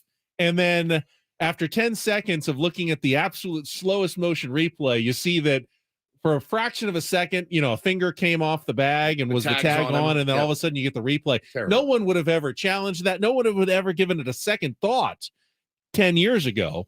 But now all of a sudden we're slowing down the game for a 4-minute replay challenge to see if a pinky came off the bag at the last. Just he's safe. You don't have time to go and look at those 17 times and then throw up your hand for a replay. Well, they talk about the spirit of the rule a lot. It's a very common trope in sports media and sports talk radio and broadcasting. The spirit. Oh, that wasn't in the spirit of the rule. And I agree with that. I absolutely agree with that. But where do you draw the line? You can slide past the base. You can slide past the base, reach back, barely miss it. Are you safe? Because you were really close. It just, if you call it 100% of the time, I guess that's all any fan can root for, is if you're accurate, even if it's ticky-tacky 100% of the time. Because if you start again giving them more discretion, that's not going to be a good thing. Well, this violates the spirit of the rule. Rules are rules. Rules are for rules. a reason. Yeah. It's just tough. It's hard to say which rules aren't totally rules. It's a bummer when it happens to your guy. When the foot slides off, I got you real quick. It's tough. All right, I hated the play at the plate that got reviewed. Yeah. It sounded like Don and Mud were almost like oh yeah, he was blocking, and I'm like, he is clearly, to me, in fair territory. Yes, waiting for the in front ball. of the plate, like shifted to the side a little bit. I'm like, what more can he do? It's possible for the catchers. But the other thing is, I thought he beat the tag. I thought he was in for under a second, the tag. and then the foot was up. Comes off. It's worth a challenge if you're the Rockies for sure. All right, last thing of the week, we're going to check traffic, come back with the flubs, and say goodbye here on 97.3 The Fan. From the Premier Kia of Carlsbad Traffic Center, part of the Premier Auto family, here's Kelly Tannick. Not too bad of a wrap-up for our morning drive, but they are still clearing this accident on the northbound 15 at Miramar Way. It's over to the right shoulder, and do keep in mind westbound lanes of the 78 remain closed between College and El Camino Real for that roadwork project. I'm Kelly Tannick with Ben and Woods, San Diego's #1 sports station, 97.3 The Fan. Sit down at a California-style blackjack table, or play some Texas Hold'em poker. Book a solar battery installation. Book a solar What is battery the installation? Tatis has paid the big bucks to be our sharding. Damn it. I have done it again. I haven't heard much. The organization, Bob Melvin. Who is Bob Miller? Because Penske Lincoln's Dog Days of Summer sales event is on right now with Benny and Call, a public safety power shutoff. The meteorologist at STNG. I'm in trouble too. The ump show is starting in 4 minutes. Let's go, babe. Sherwater's behind the dish. Come on. The dish. And of course, San Diego State taking on number 14 Yuha.